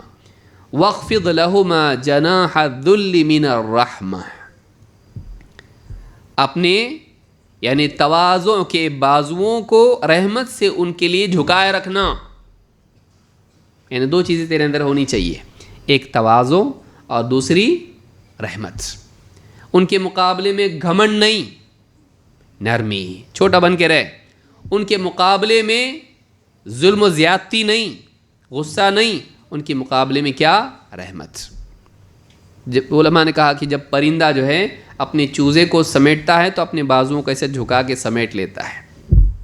اپنے بچے کو جب پرندہ اپنے پروں میں کرتا، پروں کو بچھا کے بازوؤں کو ایسا کر کے اپنے سمیٹ لیتا ہے، اس کے پروٹیکشن کے لیے اور اس سے محبت کے اظہار کے طور پر۔ تو ان کا محافظ بن، ان کو پروٹیکٹ کر تکلیف سے، اور ان کے ساتھ شفقت کا معاملہ کر جیسے ایک پرندہ اس طرح سے کرتا ہے، اور تواضع کا سلوک کر، رحمت کا سلوک ان کے ساتھ میں کر۔ وَاخْفِضْ لَهُمَا جَنَاحَ الذُّلِّ مِنَ الرَّحْمَةِ وَقُلْ رَبِّ ارْحَمْهُمَا كَمَا رَبَّيَانِي صَغِيرًا، اور اللہ سے دعا کرتے ہوئے یوں کہے کہ اے میرے رب ان دونوں پر تو رحم کر جیسا کہ بچپن میں انہوں نے مجھے پالا پوسا تھا۔ تو تیرے سلوک میں بھی رحمت ہو، تیری دعا میں بھی رحمت کی دعا ہو۔ تیرا سلوک بھی ان سے کیسا ہونا چاہیے؟ نرمی اور رحمت والا۔ اور تو اللہ سے بھی دعا کر، کیوں؟ دنیا سے چلے جائیں گے، اللہ جب تک میرے پاس ہے میں تو ان کے ساتھ رحم کا سلوک کروں گا، لیکن ان کی کوتاہی کی وجہ سے کہیں ایسا نہ ہو کہ آخرت میں تیری رحمت سے محروم ہو جائے۔ تو اللہ میں تو اپنی طاقت کے بقدر کر رہا ہوں ان کے ساتھ رحم کا سلوک تیرے حکم کی وجہ سے، لیکن اب میری بھی دعا تجھ سے کہ اللہ تو بھی ان کے ساتھ رحم کا سلوک کرنا۔ وَقُلْ رَبِّ ارْحَمْهُمَا كَمَا رَبَّيَانِي صَغِيرًا، اس میں اس بات کا اعتراف ہے اللہ انہوں نے میرے ساتھ اچھا سلوک کیا تھا، بہت احسانات ان کے ہیں، اللہ اسی لیے دعا کر رہا ہوں اللہ تو بھی ان کے ساتھ اچھا سلوک کر۔ ان کے احسان کا اعتراف، ان کے احسان کا اعتراف، اور پھر اللہ تعالیٰ سے اس کی بنا پر مانگنا ان کے لیے رحمت۔ تو رحمت کا سلوک خود بھی کر اور اللہ سے بھی ان کے لیے رحمت کی دعا کر۔ یہ سورہ بنی اسرائیل میں آیت نمبر 23-24 میں اللہ نے بات کہی ہے۔ چلیے آگے بڑھتے ہیں۔ اور ایک رشتہ ہے جو انسان کی زندگی میں ہوتا ہے، وہ کون سا رشتہ ہے؟ بیوی کا رشتہ۔ بلکہ دیکھا جائے تو جنت میں پہلا رشتہ یہ تھا، پہلا رشتہ یہ تھا، لیکن بقیہ انسانوں کے لیے ماں باپ کا رشتہ پہلا بنتا ہے۔ تو اس رشتے کے بارے میں اللہ نے کیا بتایا؟ بیوی کے ساتھ سلوک کیسا ہونا چاہیے؟ اللہ تعالیٰ قرآن کریم میں فرماتا ہے وَمِنْ آيَاتِهِ أَنْ خَلَقَ لَكُمْ مِنْ أَنفُسِكُمْ أَزْوَاجًا لِتَسْكُنُوا إِلَيْهَا، اور اللہ تعالیٰ کی نشانیوں میں سے ایک نشانی یہ بھی ہے کہ اللہ تعالیٰ نے تمہیں میں سے تمہارے لیے بیویاں، تمہارے لیے جوڑے بنائے۔ انسان کو انسان ہی دیا، انسان کے لیے نکاح کے لیے کس کو اللہ نے رکھا؟ عورتوں کو انسانوں میں سے بنایا۔ لِتَسْكُنُوا إِلَيْهَا، یہ ایسا اس لیے کیا اللہ تعالیٰ نے تاکہ تم ان سے سکون حاصل کر سکو۔ وَجَعَلَ بَيْنَكُمْ مَوَدَّةً وَرَحْمَةً، اور تم دونوں میں، بیوی شوہر میں آپس میں جو تعلق اللہ تعالیٰ نے رکھا وہ کون سا رکھا؟ مَوَدَّةً وَرَحْمَةً۔ مودہ محبہ، رحمت آپ جانتے ہیں۔ تو بیوی شوہر کا ریلیشن کیسا ہے؟ محبت اور رحمت والا۔ دونوں الگ ہیں، دونوں الگ ہیں۔ محبت اپنے اوپر والے سے بھی ہوتی ہے، اچھے حال میں اس سے بھی ہوتی ہے، لیکن رحمت کس سے ہوتی ہے؟ جس کے اندر کچھ کمی ہو، اس کے اندر کوئی عیب ہو، بیمار ہو، پریشان ہو، تکلیف میں ہو، اس کے ساتھ رحم کا معاملہ ہوتا ہے۔ تو زندگی میں اچھے برے دونوں دن آتے ہیں۔ تو بیوی شوہر کا آپس میں تعلق کیا بتایا گیا؟ ایک تو محبت والا سلوک ہونا چاہیے، اور دوسرا کیسا ہونا چاہیے؟ رحمت والا، کہ شوہر بیمار ہے بیوی کے دل میں اس کے لیے رحم ہو، بیوی بیمار ہے شوہر کے دل میں اس کے لیے رحم ہو، اس کی کمیاں، اس کی پریشانیاں، ایک دوسرے کے ساتھ رحمت کا سلوک ہونا چاہیے۔ تو محبت اور رحمت، اور کہا کہ ان فی ذلک لآیات لقوم یتفکرون، اس میں نشانیاں ان لوگوں کے لیے جو غور و فکر کرتے ہیں۔ اللہ رب العالمین نے بیوی شوہر کا رشتہ بھی کیسا رکھا؟ محبت اور رحمت والا۔ یہ سورہ الروم کی آیت نمبر 21 ہے۔ انس ابن مالک رضی اللہ تعالیٰ کیا فرماتے ہیں؟ کہتے ہیں اللہ کے رسول صلی اللہ علیہ وسلم کے بارے میں، کہتے کان رسول اللہ صلی اللہ علیہ وسلم رحیما بالعیال، اللہ کے نبی صلی اللہ علیہ وسلم اپنے اہل و عیال کے ساتھ، اپنے گھر والوں کے ساتھ بڑے ہی رحم کا سلوک کرنے والے تھے۔ گھر والوں کے ساتھ آپ کا سلوک کیسا تھا؟ ڈانٹ ڈپٹ والا، جھڑکنے والا، نفرت والا؟ بلکہ آپ کا سلوک بڑا ہی رحم والا تھا۔ آپ ہر ایک کے ساتھ رحمت کا معاملہ کرتے تھے، ہر ایک کے ساتھ شفقت اور رحمت سے پیش آتے تھے۔ ابو داؤد الطیالسی نے یہ روایت نقل کی ہے، صحیح الجامع صغیر حدیث نمبر 4814، حدیث صحیح ہے۔ اولاد سے سلوک، اسلام میں اولاد کے ساتھ کیسا سلوک سکھایا گیا ہے۔ ابو ہریرہ رضی اللہ عنہ کہتے ہیں قبل رسول اللہ صلی اللہ علیہ وسلم الحسن ابن علی، اللہ کے رسول صلی اللہ علیہ وسلم نے اپنے نواسے حسن ابن علی کو پیار سے چوما۔ وَعِنْدَهُ الْأَقْرَعُ ابن حابس التمیمی جالساً، ایک دوسرے صاحب بیٹھے ہوئے تھے، کیا نام ان کا؟ اقرع ابن حابس التمیمی، بیٹھے ہوئے ہیں تو کہا فقال الاقرع ان لی عشرة من الولد ما قبلت منهم احدا۔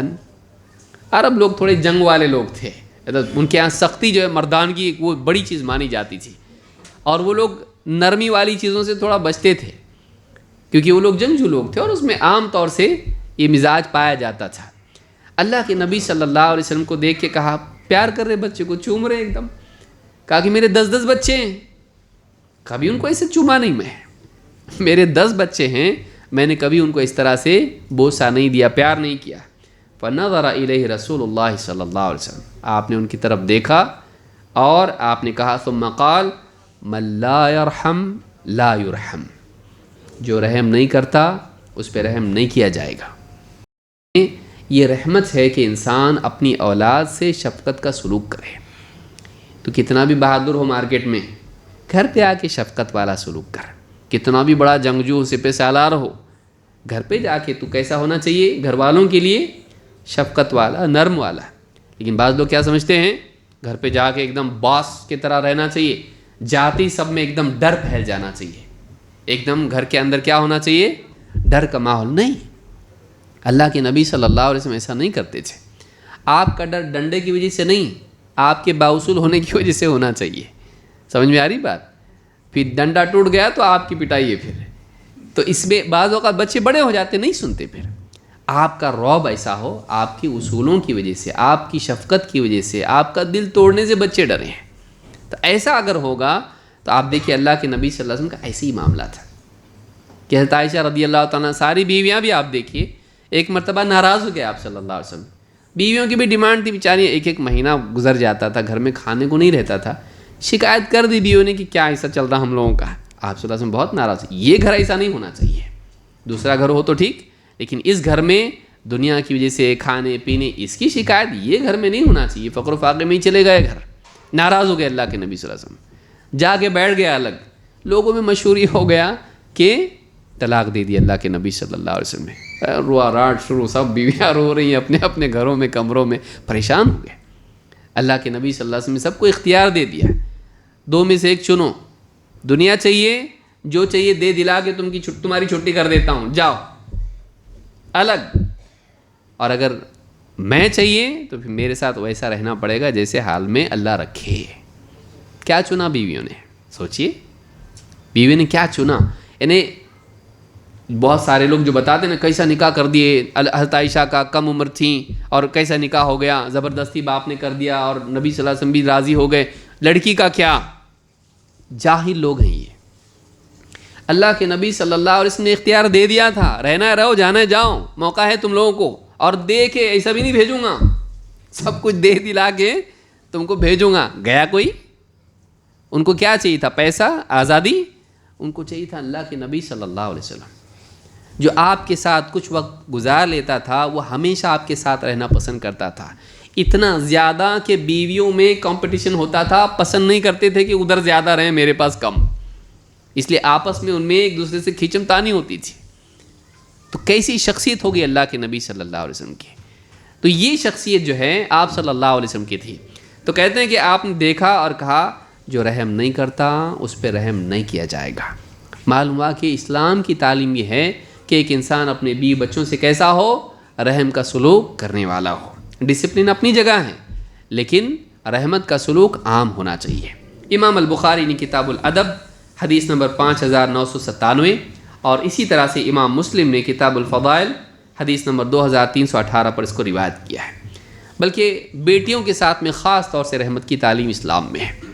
اللہ کے رسول صلی اللہ علیہ وسلم فرماتے ہیں من کان لہ 3 بنات یؤویہن ویکفیہن ویرحمہن، جس انسان کی 3 بیٹیاں ہوں اور وہ ان بچیوں کو اپنے پاس رکھے، اپنے گھر میں جگہ دے، یؤویہن آوا پناہ دینا، سنبھال کے سیکیورٹی دینا، اپنے گھر کی 4 دیواری میں بچیوں کو سنبھالے، یہ نہیں کہ صحرا میں لے جا کے چھوڑ دیا ان کو یا دفن کر دیا۔ اس زمانے میں ہوتا تھا نا ایسا، اس دور کی بات ہے، سوچئے جہاں بچیوں کو ریگستان میں باپ لے جا کے زندہ دفن کرتا تھا۔ آپ فرما رہے یؤویہن، ان کو اپنے گھر میں سنبھالے، ان کو حفاظت دے، ویکفیہن، اور جتنی ان کی ضرورت ہے اس کے بقدر کفایت ان کی کریں، ان کو جتنا چاہیے اتنا دے، کھانا پینا لباس ضروریات ان کی پوری کرے کفایت کے ساتھ، ویکفیہن، اور خالی سب کچھ دیا نا میں نے اور کیا چاہیے، نہیں، ویرحمہن، اور ان کے ساتھ رحمت کا سلوک کرے، خالی چیزوں سے محبت نہیں، سلوک بھی تیرا ہونا چاہیے۔ تو ان کی حفاظت، ان کی کفایت اور رحمت، 3 چیزیں دیکھیے کیا ہے، حفاظت، کفایت اور رحمت۔ اگر 3 بچیاں ہو جائیں اس میں تو ہارٹ اٹیک آنے کے چانسز رہتے آدمی کو. ہاں 3 بچیاں اگر ہو گئی کا مطلب آدمی پریشان ہو جاتا. اب یہ مظلوموں کی لسٹ میں آ جاتا. یہ 3 بیٹیاں ہیں اس کو. دوسروں کی جو مجالس میں بھی باتیں ہوتی ہیں 3 بیٹیوں والا ہے, اور عورتوں میں بھی 3 بیٹیاں, ان کی کیسا ہوتا ہے ان کا کیا معلوم, اللہ ہی مالک ہے ان کا.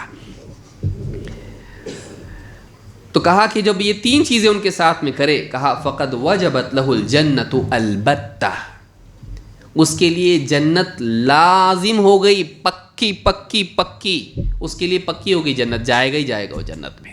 کون؟ جو اپنی بچیوں کے ساتھ میں رحمت کا سلوک کرے. فقال رجل من بعض القوم, ایک صحابی لوگوں میں بیٹھے ہوئے تھے اور وہ انہوں نے اب دیکھے کہ 3 کے بارے میں بولا جا رہا, گنتی کے ساتھ ہے اور اللہ کے رسول صلی اللہ علیہ وسلم کی بات ہے.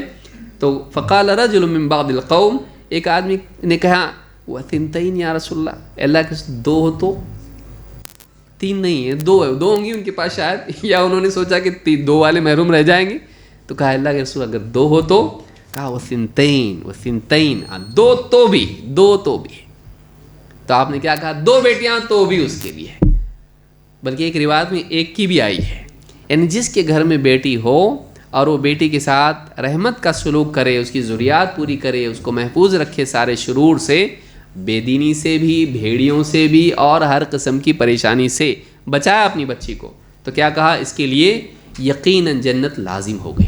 اسے ایک طرف یہ معلوم ہوتا ہے کہ بیٹی اسلام میں جرم نہیں ہے, مصیبت اور بلا نہیں ہے, عورت اسلام میں کمتر نہیں ہے, بلکہ یہ جنت کے لیے ذریعہ ہے, اور اس کے ساتھ سلوک اچھا کرنا چاہیے, اس کے ساتھ اچھا سلوک کرنا چاہیے. الادب المفرد میں امام البخاری نے اس کو روایت کیا, حدیث نمبر 78, اور الصحیحہ میں یہ حدیث موجود ہے, اور شیخ الالبانی کہتے ہیں کہ حدیث حسن درجے کی ہے. اپنے بچوں کے ساتھ تو سبھی کرتا, یتیم کے ساتھ کیا ہے, اسلام میں اس کی تعلیم کیا ہے. ابو الدرداء رضی اللہ تعالیٰ کہتے ہیں اتى النبی صلی اللہ علیہ وسلم رجل یشکو قسوۃ قلبہ, ایک آدمی اللہ کے نبی صلی اللہ علیہ وسلم کے پاس اور کہا میرا دل بہت سخت ہے, میرا دل کیا ہے, بہت سخت ہے. یشکو قساوۃ قلبہ, اپنے دل کی سختی کی شکایت اس نے کی, میرا دل بہت سخت ہے, کیا کروں, اس کا کیا علاج ہے. قال اتحب ان یلین قلبک وتدرک حاجتک, آپ نے کہا واقعی تم چاہتے ہو کہ تمہارا دل نرم ہو, سوچ لو کیا بول رہے ہو, واقعی چاہتے ہو تمہارا دل نرم ہو اور تمہارا مقصد حاصل ہو. تو آپ نے کہا ارحم الیتیم, یتیم پہ رحم کرو, وامسح رأسہ, اس کے سر پہ ہاتھ پھیر. یتیم کے ساتھ کیا سلوک کر, رحم کر, کیونکہ آپ صلی اللہ علیہ وسلم بھی یعنی یتیمی سے گزرے ہیں. آپ صلی اللہ علیہ وسلم بچپن میں کیا تھا, پیدا نہیں ہوئے والد کا انتقال ہو گیا, پیدا ہونے کے بعد 4 سال میں والدہ کا انتقال ہو گیا, اس کے بعد دادا کی گود میں گئے, ان کا انتقال ہو گیا 8 سال میں, اس کے بعد چچا کے پاس گئے ابو طالب کے پاس, اور وہاں پلتے رہے. تو آپ نے اس کو چکھا تھا, آپ نے اس کی تکلیف برداشت کی تھی, اگرچہ محبت کرنے والے تھے وہ, لیکن ماں باپ نہیں رہنا, انسان کو معلوم ہوتا ہے ماں باپ چاہیے ہوتے اس کو. تو آپ نے کیا کہا, چاہتے ہو دل نرم ہو تمہارا, کیا کرو, ارحم الیتیم, یتیم کے ساتھ رحمت کا سلوک کر, اور وامسح رأسہ, اس کے سر پہ ہاتھ پھیر, یعنی اس کے ساتھ شفقت کا سلوک کر. رحم تو تیرے دل میں ہے نا, تیرے دل میں رحم, اس کے حال کو, اس کی تکلیف کو سوچ کے اپنے دل میں رحم کر, اس کے ساتھ سلوک کر, لیکن اس کو سلوک دکھنا بھی چاہیے. اس کے سر پہ ہاتھ پھیر, شفقت کا معاملہ اس کے ساتھ کر. وَأَطْعِمْهُ مِنْ طَعَامِكَ, اپنے کھانے میں سے اس کو کھلا, اپنے کھانے میں سے اس کو کھلا. یلن قلبک وتدرک حاجتک, تیرا دل بھی نرم ہوگا, تیری حاجت بھی پوری ہوگی. تو اللہ کے نبی صلی اللہ علیہ وسلم نے یتیموں کے ساتھ بھی, جو سماج میں ایسے لوگ جن کا کوئی پرسان حال نہ ہو, ماں باپ مر گئے, آپ نے نہ صرف اپنی اولاد کے ساتھ بلکہ ایسے بچوں کے ساتھ بھی جن کا کوئی نہیں ہے, ان کے ساتھ بھی رحمت کا سلوک کرنے کی تعلیم دی. یہ اسلام ہے, یہ اسلام ہے. اور یہ نہیں کہا مسلمان یتیم, یہ نہیں کہا مسلمان یتیم, یتیم سب اس میں آ جاتے ہیں, چاہے مسلمان ہو یا مسلمان نہ ہو. امام الطبرانی نے اس کو روایت کیا ہے الجامع صغیر, حدیث نمبر 80, اور حدیث صحیح ہے. عام فقراء اور مساکین کے لیے کیا ہے, اسلام میں کیا ہے, سماج پہ بوجھ ہیں, مصیبت ہیں کہ کسی طرح سے ان کا صفایا کر دیا جائے, اور سروائیول آف دا فٹسٹ ہو کہ جس کے پاس مال و دولت ہے وہ باقی رہیں, باقی سماج سے کچرا ہٹا دیا جائے. نہیں, اصل یہی لوگ ہیں سماج کے، جن کی وجہ سے سماج میں خیر آتی ہے۔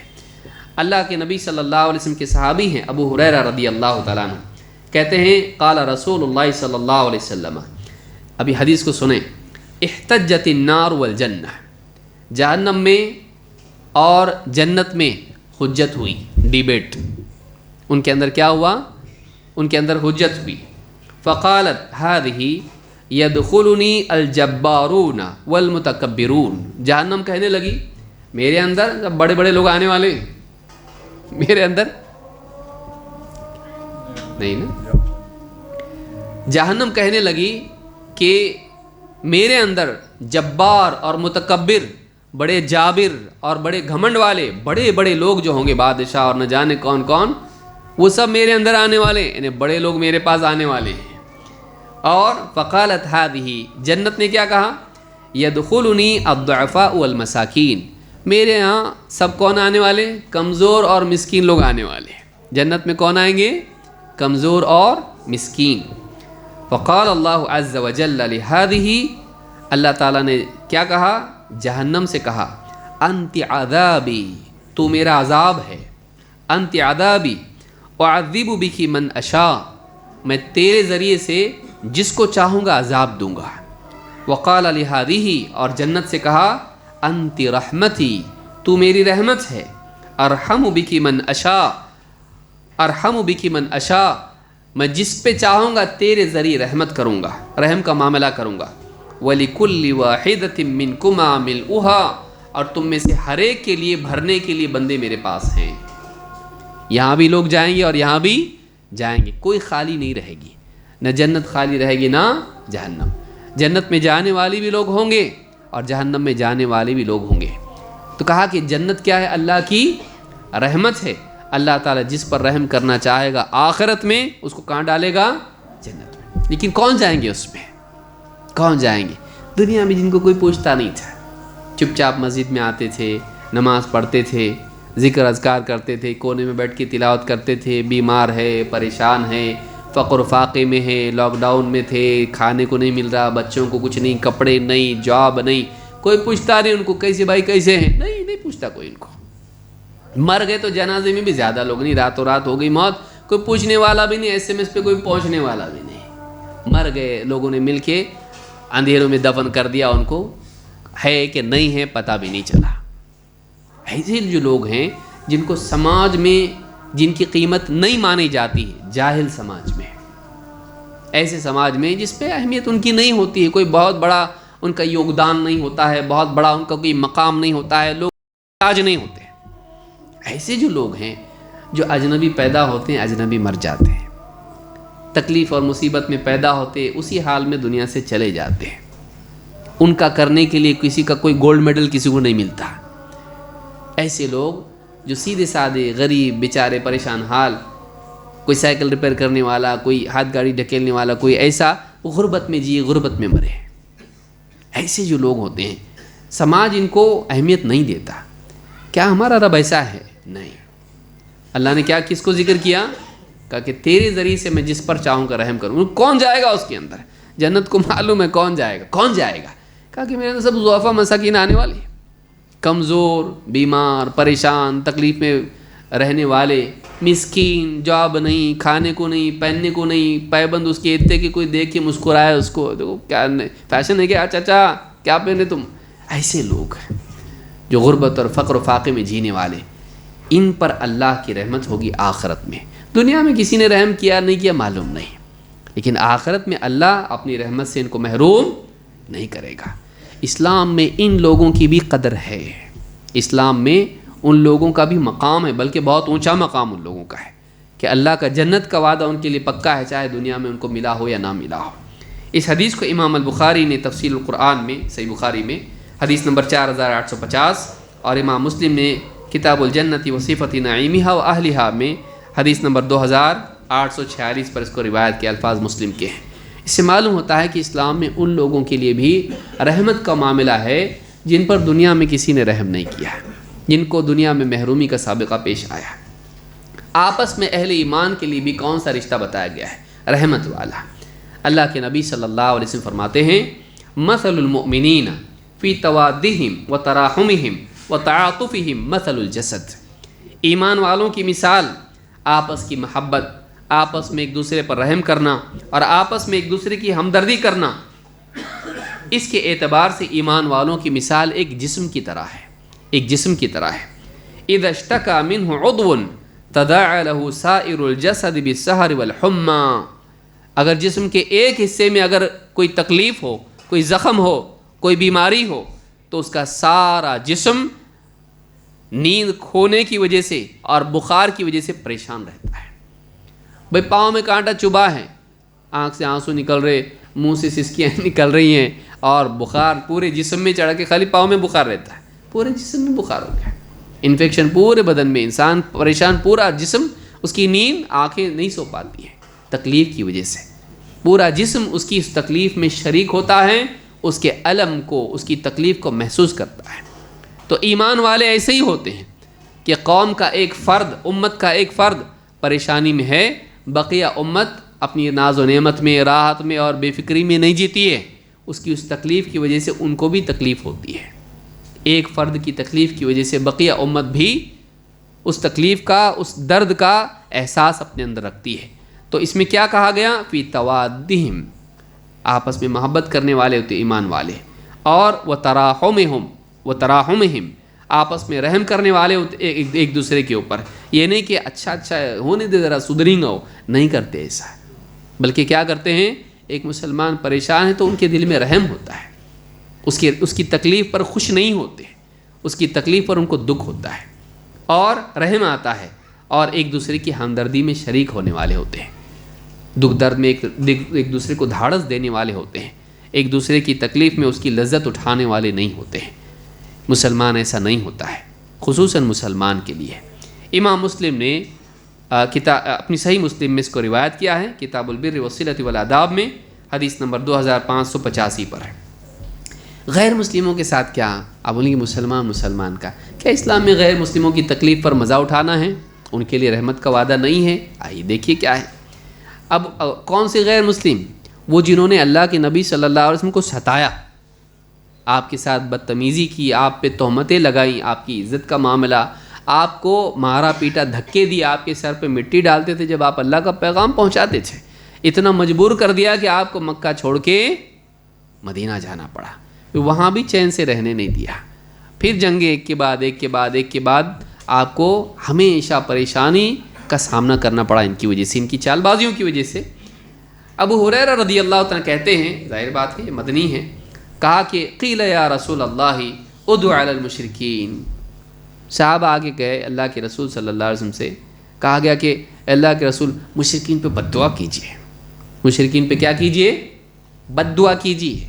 उदु अलल मुशरिकीन, मुशरिकीन के ख़िलाफ़ बद्दुआ कीजिए आप। क़ाल इन्नी लम उबअस लआनन व इन्नमा बुइतु रहमा। आपने सहाबा के जहन को सही किया, ये सवाल करने वाले, मुतालबा करने वाले, आपने कहा मुझे अल्लाह ने लानत करने वाला बना के नहीं भेजा है, मुझे अल्लाह ताला ने रहमत करने वाला बनाकर भेजा है, मुझे बतौर रहमत अल्लाह ने भेजा है। बद्दुआ करना क्या मतलब? उन पे लानत करो। कहा कि अल्लाह ने मुझे लानत करने वाला बनाकर नहीं भेजा, अल्लाह ने मुझे क्या बनाकर भेजा है? रहमत बनाकर भेजा है। यानी मुशरिकीन के लिए डिमांड करना बद्दुआ की। साहबा बोल रहे बद्दुआ कीजिए ना, उनके लिए कितना सता रहे, अपने को परेशान कर रहे, जंग पे जंग और मुखालिफत और इतनी सब तंगियाँ परेशानियाँ उनकी वजह से आ रही, कितना सताया उनको आपने, आपको कितना सताया उन लोगों ने, तो आप क्या करो? उनके लिए बद्दुआ करो, उनके लिए लानत की दुआ करो, अल्लाह की लानत नाजिल हो उनके ऊपर। कहा नहीं, आपने फरमाया कि इन्नी लम उबअस लआनन, मुझे अल्लाह ने लानत करने वाला बनाकर नहीं भेजा, व इन्नमा बुइतु रहमा, अल्लाह ने मुझे रहमत बनाकर भेजा है, रहमत बनाकर मबूस किया है। ये मिजाज था हमारे नबी मोहम्मद सल्लल्लाहु अलैहि वसल्लम का कि लोग मुतालबा कर रहे हैं, दुआ करो ना उनके लिए, बद्दुआ की। बोले नहीं, मुझे अल्लाह ने रहमत बनाकर भेजा है, लानत करने वाला बनाकर नहीं भेजा, क्यों करूँ मैं लानत? तो यहाँ पर आप देखेंगे कि अल्लाह के नबी सल्लल्लाहु अलैहि वसल्लम मुतालबे के बावजूद भी आप सहाबा की जहन साजी करते थे, न कि उनके मुतालबात को पूरा करें। इमाम मुस्लिम ने अपनी सही में इसको रिवायत किया है, हदीस नंबर 2599 है। इसी तरह से आप देखें अब्दुल्लाह इब्न मसूद रज़ियल्लाहु तआला क्या कह रहे हैं کہتے ہیں کأنی انظر الی النبی صلی اللہ علیہ وسلم یحکی نبی من الانبیاء، میری آنکھوں کے سامنے ابھی بھی وہ منظر ہے، میں دیکھ رہا ہوں کہ اللہ کے نبی صلی اللہ علیہ وسلم ایک نبی کا حال بیان کر رہے ہیں، ضربہ قومہ، ایک قوم نے اس کو مارا پیٹا، فادموہ، اتنا مارا کہ ان کو زخمی کر دیا، خون نکلنے لگا اور خون آلود ہو گئے، وَهُوَ يَمْسَحُ الدَّمَ عَنْ وَجْهِهِ، اور وہ اپنے چہرے سے خون صاف کر رہے ہیں، وَيَقُولُ اللَّهُمَّ اغْفِرْ لِقَوْمِي فَإِنَّهُمْ لَا يَعْلَمُونَ، اور کہہ رہے ہیں کہ اللہ میری قوم کو معاف کر دے اس لیے کہ وہ نہیں جانتے، وہ نہیں جانتے۔ ابن حبان کی روایت میں ہے، صحابی کہتے کہ وہ اللہ کے نبی صلی اللہ علیہ وسلم تھے۔ کون تھے وہ؟ اللہ کے نبی صلی اللہ علیہ وسلم خود یہ دعا کر رہے تھے۔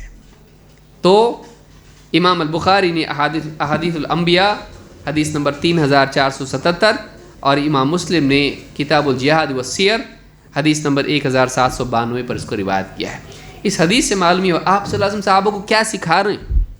ایک نبی تھے، اللہ تعالیٰ نے ان کو بھیجا، لوگوں نے ان کو بہت ستایا، مارا پیٹا، زخمی کیا، یہاں تک کہ خون نکلنے لگا، لیکن پھر بھی کیا کر رہے تھے؟ وہ چہرے سے خون پوچھ رہے تھے اور کیا کہہ رہے تھے؟ اپنی قوم کے لیے اللہ سے کہہ رہے تھے اللہ ان کو معاف کر دے، اس لیے کہ ان کو نہیں معلوم وہ کیا کر رہے ہیں، ان کو صحیح بات ابھی تک کہ نہیں سمجھ میں آئی، اللہ ان کو معاف کر دے۔ تو ایک روایت میں خود اللہ کے نبی صلی اللہ علیہ وسلم بھی یہ دعا کر رہے تھے۔ اسلام میں نہ صرف انسان بلکہ جانوروں کے ساتھ بھی رحمت کا سلوک ہے۔ اللہ کے نبی صلی اللہ علیہ وسلم فرماتے ہیں، ابو ہریرہ رضی اللہ تعالیٰ کی حدیث ہے کہ آپ نے فرمایا بینما رجل یمشی بطریق اشتد علیہ العطش، ایک آدمی راستے سے جا رہا تھا اور بہت پیاس لگی اس کو، فوجد بئرا، اسے ایک کنواں ملا، فنزل فیہا فشرب ثم خرج، اس کنویں میں اترا، پرانے زمانے کی بات ہے، کنویں میں اترا، پانی پیا اندر جا کے اور واپس کنویں سے باہر آیا، کیونکہ پچھلے زمانے میں بعض اوقات کنویں کا پانی نیچے بھی چلا جاتا ہے، تو نیچے اترنے کے لیے بھی سیڑھیاں ہوتی ہیں، گیا نیچے، پانی پیا، ہو گیا کام، واپس اوپر آیا۔ فَإِذَا كَلْبٌ يَلْحَفْ يَأْكُلُ الثَّرَى مِنَ الْعَطَشِ، جب باہر آیا کنویں سے، دیکھا باہر ایک کتا ہے اور پیاس سے زبان اس کی بالکل باہر نکلی ہوئی ہے اور زبان جو ہے کیچڑ میں چلا رہا ہے، کیچڑ کی نمی سے اپنی پیاس کو بجھانے کی کوشش کر رہا ہے۔ اس آدمی نے کیا کہا؟ اپنے آپ سے ہی کہا، کوئی ساتھ میں تو ہے نہیں۔ فقال الرجل لقد بلغ هذا الكلب من العطش مثل الذي كان بلغ بي، اس نے اپنے آپ سے کہا اس کتے کو بھی وہی تکلیف ہو رہی ہے جو تھوڑی دیر پہلے پیاس سے مجھے ہو رہی تھی۔ اس کتے کی تکلیف کو اس نے محسوس کیا، اس کی تکلیف کو خود اس نے محسوس کیا کہ اس کو بھی وہی تکلیف ہو رہی جو مجھے تھوڑی دیر پہلے ہو رہی تھی۔ فنزل البئر، پھر سے واپس کنویں میں اترا، اب کی بار اپنے لیے نہیں اترا، ہو کس کے لیے اترا؟ اس کتے کے لیے۔ پہچان والا تھا وہ؟ نہیں۔ اس کا کچھ فائدہ تھا اس سے؟ نہیں۔ ایک اجنبی کتا، اس کی پیاس کا احساس اس کو ہوا، پھر سے واپس کنویں میں اترا۔ فنزل البئر فملأ خفہ، پہلے تو پی کے آیا تھا لیکن اب کسی اور کے لیے لانا تھا، کہاں سے لائے؟ کوئی برتن تو ہے نہیں، تو کیا کیا؟ چمڑے کا موزہ اپنا اتارا۔ فملأ خفہ ثم امسکہ بفیہ، اوپر کیسے آئے؟ پہلے تو پکڑ کے آیا تھا، اب لے کے آنا ہے، ایک ہاتھ سے کیسے آئے گا؟ گیا تو گیا۔ اب کیا کیا اس نے؟ وہ اپنے پاؤں کا موزہ کہاں پکڑا؟ دانتوں میں۔ کس کے لیے؟ اس کتے کے لیے۔ تو اس نے کیا کیا؟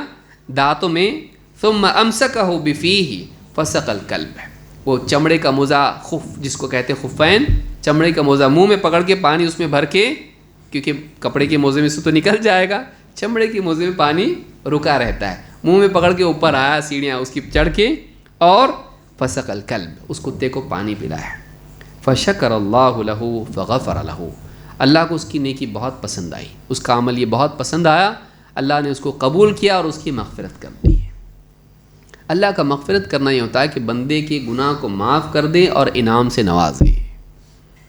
تو اللہ نے اس کی مغفرت کر دی کا مطلب جنت، اللہ نے اس کی مغفرت کر دی۔ صحابہ سن رہے واقعہ، سارے صحابہ بیٹھ کے سن رہے۔ صحابہ نے پوچھا یا رسول اللہ وَإِنَّ لَنَا فِي الْبَهَائِمِ أَجْرًا، کہ اللہ کے رسول جانور کے ساتھ بھی ثواب ملتا؟ صحابہ بھولے والے سیدھے سادے لوگ تھے، بہت بڑے بڑے فلاسفرز نہیں تھے، خالی باتیں کرنے والے، کام نہیں کرنے والے، نہیں، ڈیبیٹ منتری نہیں تھے وہ لوگ، وہ اچھے لوگ تھے۔ ان کو لگا کہ جانور میں بھی اجر ملتا ہے. اب تک تو ہم لوگ یہی سنتے آئے ماں باپ کے ساتھ، رشتہ داروں کے ساتھ، ان کے ساتھ اچھا سلوک کرنا. وہ پورا قصہ سنے اور بولے جانور میں بھی اجر ملتا. ان فی البہائم اجرا، ان لنا فی البہائم اجرا. آپ نے فرمایا نعم. آپ نے کہا ہاں، فی کل ذات کبد رطبۃ اجر. ہر تر جگر رکھنے والی مخلوق کے ساتھ احسان کرنے میں ثواب ہے، اجر ہے. گائے، بیل، جو بھی ہو، حتیٰ کہ کتا بھی، اور جتنے جاندار ہیں، جس کے دل میں دھڑکتا ہوا دل ہے، جس کے دل میں کلیجہ ہے، اس کو پلانے کھلانے کے ساتھ بھلائی کا سلوک کرنے میں اجر ہے. یعنی ہمارے نبی صلی اللہ علیہ وسلم نے ایک ایسا جانور جس کو پالنے پہ ثواب کم ہوتا، لیکن یہ نہیں بتایا کہ اس کو جینے کا حق نہیں ہے. آپ نے کیا کیا؟ وہ پیاس سے تڑپ رہا ہے، آپ نے اس کو پلانے میں بھی اس کی اللہ نے مغفرت کر دی. آپ نے قصہ کیوں سنایا؟ تاکہ ان کے اندر بھی وہ شوق پیدا ہو. اور ہوا، انہوں نے پوچھا ان میں بھی اجر ملتا؟ ہاں ان میں بھی اجر ملتا ہے، ہر جاندار میں اجر ملتا ہے. اس حدیث کو امام البخاری نے کتاب الادب حدیث نمبر 6009 اور امام مسلم نے کتاب السلام میں روایت کیا ہے. ایک صحابی قرہ ابن ایاس ابن ہلال ہیں، کہتے ہیں میں نے کہا اللہ کے رسول انی لآخذ لوگوں میں نرم دل والے رہتے، تھوڑا زیادہ نرم دل والے بھی رہتے ہیں. تو کہا کہ انی لآخذ، اب قربانی کا حکم تو اسلام میں ہے، کرنا ہے قربانی. کہتے انی لآخذ الشاة لأذبحها فأرحمها. کہتے میں بکری لیتا تو ہوں ذبح کرنے کے لیے، لیکن پھر اس پہ بہت رحم آ جاتا میرے کو. کیا کہا؟ میں بکری لیتا ہوں ذبح کرنے کے لیے، پکڑتا اس کو، لیکن پھر اس کو ذبح کرنا ہے ابھی، اس سوچ کے بہت رحم آتا میرے کو ذبح کرتے وقت میں. قال والشاة ان رحمتها رحمک اللہ. کہا کہ بکری پہ بھی اگر تو رحم کرے اللہ تیرے اوپر رحم کرے. اگر تو بکری پر رحم کرے گا اللہ تعالیٰ تجھ پر رحم کرے گا. یعنی جانور پہ رحم کرنے پہ بھی اسلام میں ثواب ہے. آپ سوچئے اس پہ بھی رحم سکھایا گیا ہے، انسان پہ کیوں نہیں کرے گا؟ یعنی جانور پہ رحم کرنا اسلام میں تعلیم ہے. انسان پہ رحم نہیں سکھاتا اسلام. ظالم اسلام ایک دم دہشت گردی سکھاتا اسلام نہیں. اسلام رحمت والا دین ہے، نہ صرف انسان بلکہ جانور کے ساتھ بھی. جس کو ذبح کرے اس پہ بھی رحم کرنا ہے. ذبح کرو، مارو، ایک دم کلاڑی سے کاٹ ڈالو اس کی گردن. کتنے لوگ دوسرے دینوں میں ہے ہی ہے، چڑھاوا اور ذبیحہ کیسا کرتے دیکھیے. بالکل جو ہے اس کو باندھ کے رکھا جائے گا، ادھر سے اس کی گردن باندھے، ادھر سے اس کو پکڑ کے دم کھینچ رہے لوگ، ٹانگ پکڑے اس کی، اور پھر بڑی جو ہے اتنی تلوار جیسی کوئی چیز لائی جائے اور بالکل اوپر سے کھٹ کر کے کاٹ دے رہے، ایک دم گردن الگ ہو گئی. دیکھنے کو بھی کیسا لگتا ہو. اسلام میں کیسا ہے؟ لٹاؤ اس کو جو ہے وہ رگیں کاٹ دو جس سے اس کو تکلیف ہی نہیں ہوتی، اور ایک دم چھری دھار کرو اور اچھے سے جھٹکا مت دو اس کو، بلکہ کیا کرو سلیقے سے اس کو کاٹو. اس میں بھی رحم والا طریقہ سکھایا گیا جو اس کے لیے بھی رحمت ہے اور اس کے لیے بھی جنگلی پن نہیں ہے. اس کے اندر بھی اس کا جانور بیدار نہیں کرتا وہ طریقہ. تو یہ جو چیز ہے یہ اسلام کی تعلیم ہے. امام البخاری نے الادب میں، اسی طرح سے امام احمد اور حاکم نے، اور اسی طرح سے امام طبرانی نے صغیر و اوسط میں اس کو روایت کیا ہے. اور الصحیحہ میں حدیث نمبر 26 پر شیخ الالبانی کہتے ہیں یہ حدیث صحیح ہے. بلکہ آپ فرماتے ہیں من رحم ولو ذبیحۃ عصفور رحمہ اللہ یوم القیامہ. ایک آدمی اگر ایک پرندہ بھی ذبح کر دے، جیسے مرغی ہے، اس طرح کی کوئی بھی جو جاندار پرندہ حلال ہے ہمارے لیے، اس کو بھی اگر ذبح کرے، من رحمہ، اور اس پر رحم کرے، رحمہ اللہ یوم القیامہ، قیامت کے دن اس کے اس عمل کی وجہ سے، اس یعنی پرندے پر رحم کرنے کی وجہ سے، اس ذبیحے پر رحم کرنے کی وجہ سے اللہ قیامت کے دن اس پر رحم کرے گا. اور آپ دعا دے رہے ہیں اللہ اس پر رحم فرمائے قیامت کے دن. یہ بھی الادب المفرد میں امام البخاری نے اس کو روایت کیا ہے. الصحیحہ حدیث نمبر 27 پر ہے اور حدیث حسن ہے. آخری بات کہہ کے اپنی بات ختم کر رہا ہوں، وقت ہمارا ہونے میں ہے، مجھ کو 9:15 ڈیڈ لائن دیا گیا ہے. تو اس اعتبار سے مطلب شکایت نہیں بول رہا ہوں میں، میرے آخری وقت ہے، وہ دیکھ کر کیا بولے. لوگوں کو جانا بھی ہے اور بھی معاملات ہیں. آخری بات جو ہے 1 یا 2 باتیں کر کے اپنی بات ختم کر رہا ہوں. اسلام میں رحمت، عام رحمت کی تعلیم ہے. اللہ کے نبی صلی اللہ علیہ وسلم کے صحابی انس بن مالک رضی اللہ تعالیٰ عنہ کہتے ہیں اللہ کے نبی صلی اللہ علیہ وسلم نے فرمایا والذی نفسی بیدہ، اس ذات کی قسم جس کے ہاتھ میں میری جان ہے، لا یدع اللہ رحمتہ الا علی رحیم. یہ سخت حدیث بھی ہے، اچھی بھی ہے، ہمارے لیے امید کی بھی ہے اور بڑی سخت بھی حدیث ہے. کہا کہ اس ذات کی قسم جس کے ہاتھ میں میری جان ہے، لا یدع اللہ رحمتہ الا علی رحیم، اللہ اپنی رحمت رحیم کے سوا کسی پہ نہیں ڈالتا. اپنی رحمت اللہ تعالیٰ رحیم کے سوا اللہ رحمت نہیں ڈالتا اپنی کسی پر. یعنی اپنی رحمت سے اللہ اسی کو دے گا جو رحم کرنے والا ہوگا، نہیں تو نہیں. رحم کرنے والا ہوگا تو اللہ رحم کرے گا، نہیں ہوگا تو نہیں کرے گا. معلوم ہے کہ رحمت کتنی ضروری چیز ہے. کہا کہ لا یدع اللہ رحمتہ الا علی رحیم. قالوا یا رسول اللہ کلنا یرحم. کہ اللہ کے رسول ہم میں سے ہر ایک تو رحم کرتا ہی ہے نا، کسی نہ کسی پہ تو رحم کرتا ہی، نہیں تو نہیں کم سے کم اپنی اولاد پہ تو رحم کرتا، تو ہم میں سے ہر ایک تو رحم کرتا ہی ہے. قال لیس برحمت احدکم صاحبہ. کہ نہیں، تمہارا اپنے اپنوں پر رحم کرنا یہ رحمت نہیں. یرحم الناس کافۃ، بلکہ رحم کرنے والا وہ ہے جو سارے لوگوں کے لیے رحم کرنے والا ہو. تمہارے اپنے اپنوں پر رحم کرنا یہ رحمت نہیں، وہ تو سبھی کرتے ہیں. یرحم الناس کافۃ، کہا کہ رحم وہ رحم سارے لوگوں پر، اپنے پرائے سب پہ رحم کرنے والا ہو. یہ نہیں کہ کوئی آدمی چکر آ کے گرا ہوا ہے تو آپ بجائے اس کو پانی لا کے دینے کے، اس پر رحم کرنے کے، آپ اس کا ویڈیو بنا کے ڈالیں فیس بک پہ. وہ قوم کیسے کامیاب ہوگی؟ وہ سماج کیسے اللہ کی رحمت کا حقدار بنے گا؟ کہ ایک آدمی ایکسیڈنٹ ہوا اور تڑپ رہا ہے، بجائے آپ پولیس کو بلانے کے، بجائے ایمبولینس بلانے کے، بجائے اس کو پانی پلانے کے، آپ اس کا ویڈیو بنا کے ڈالیں تاکہ آپ کو لائکس ملیں. اللہ کیسے لائک کرے گا آپ کو؟ ایسی قوم جانور بن جاتی ہے جو اتنی بھوکی ہو اپنی شہرت کے لیے دوسرے کی مصیبت کو سیڑھی بنائے. ایسی قوم کبھی کامیاب نہیں ہوتی ہے. تو کہا کہ لیس برحمت احدکم صاحبہ، تمہارا صرف اپنوں پر، ساتھیوں پر رحم کرنا نہیں، اپنے ساتھ اٹھنے بیٹھنے والے، تعلقات رکھنے والے، ان پر رحم کرنا نہیں.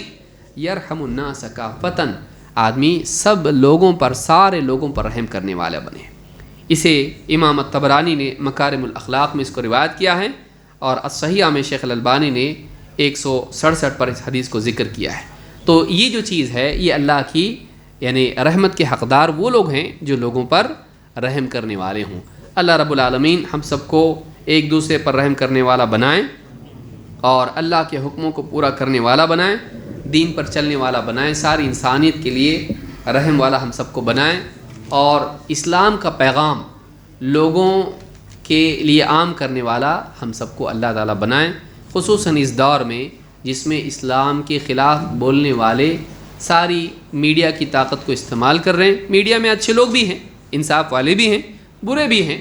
تو ایسے لوگ جو اسلام کے خلاف اپنی خواہش کی بنیاد پر غلط پیغام پھیلا رہے ہیں، ہمارے پاس صحیح پیغام ہو کے بھی ہم اگر گونگے بن جائیں تو اس سے زیادہ بڑی بدقسمتی ہمارے لیے کیا ہو سکتی ہے. علم عام ہے، ہمارے پاس قرآن و سنت ہے، اس سے بڑھ کے ہم کس کے ذریعے سے دعوت دیں گے؟ اس کو سیکھنا ضروری ہے. دین مجالس میں آنا، علماء سے ربط و ضبط رکھنا، دینی کتابیں پڑھنا. واٹس ایپ پہ اتنا ٹائم چلا جاتا، قرآن کتنا پڑھتے ہیں ہم لوگ، حدیثیں کتنی پڑھتے ہیں ہم لوگ.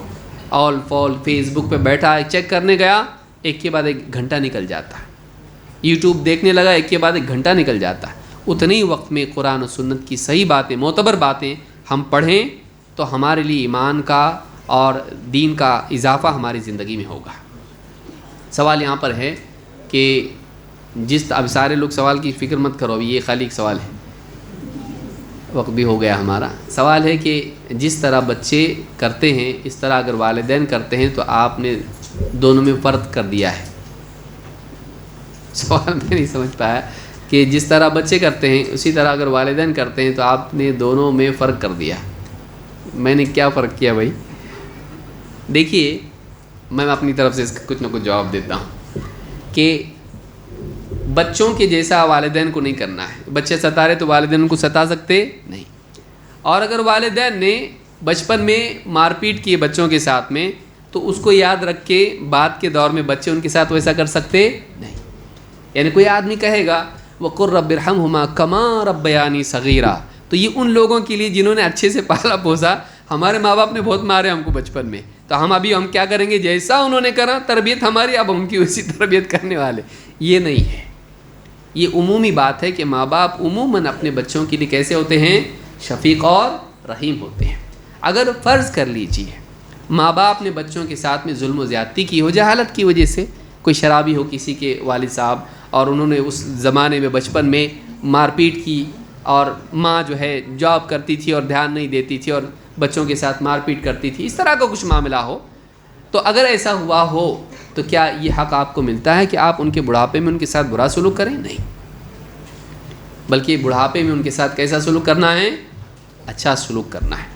یہ نہیں کہ جیسا انہوں نے آپ کے ساتھ کیا آپ اس سے اینٹ کا جواب پتھر سے دیں. ان سے انتقام نہیں لیا جاتا ہے. اسلام ہم کو رحمت کی تعلیم دیتا ہے، معاف کرنے کی تعلیم دیتا ہے.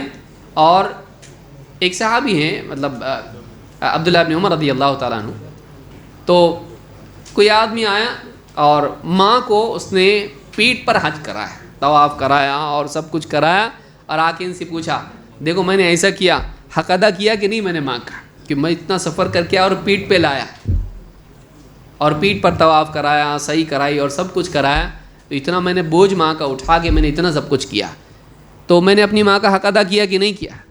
کہا تیری پیدائش کے وقت میں ایک چیخ جو اس کی تھی نا اس کا بھی حق ادا نہیں کیا تو نے. تو اگر انہوں نے پیدا ہونے کے بعد تمہارا کچھ کیا نہیں کیا وہ بات کی بات ہے، وہ پیدائش کی تکلیف ہی تو بس ہوئی نا.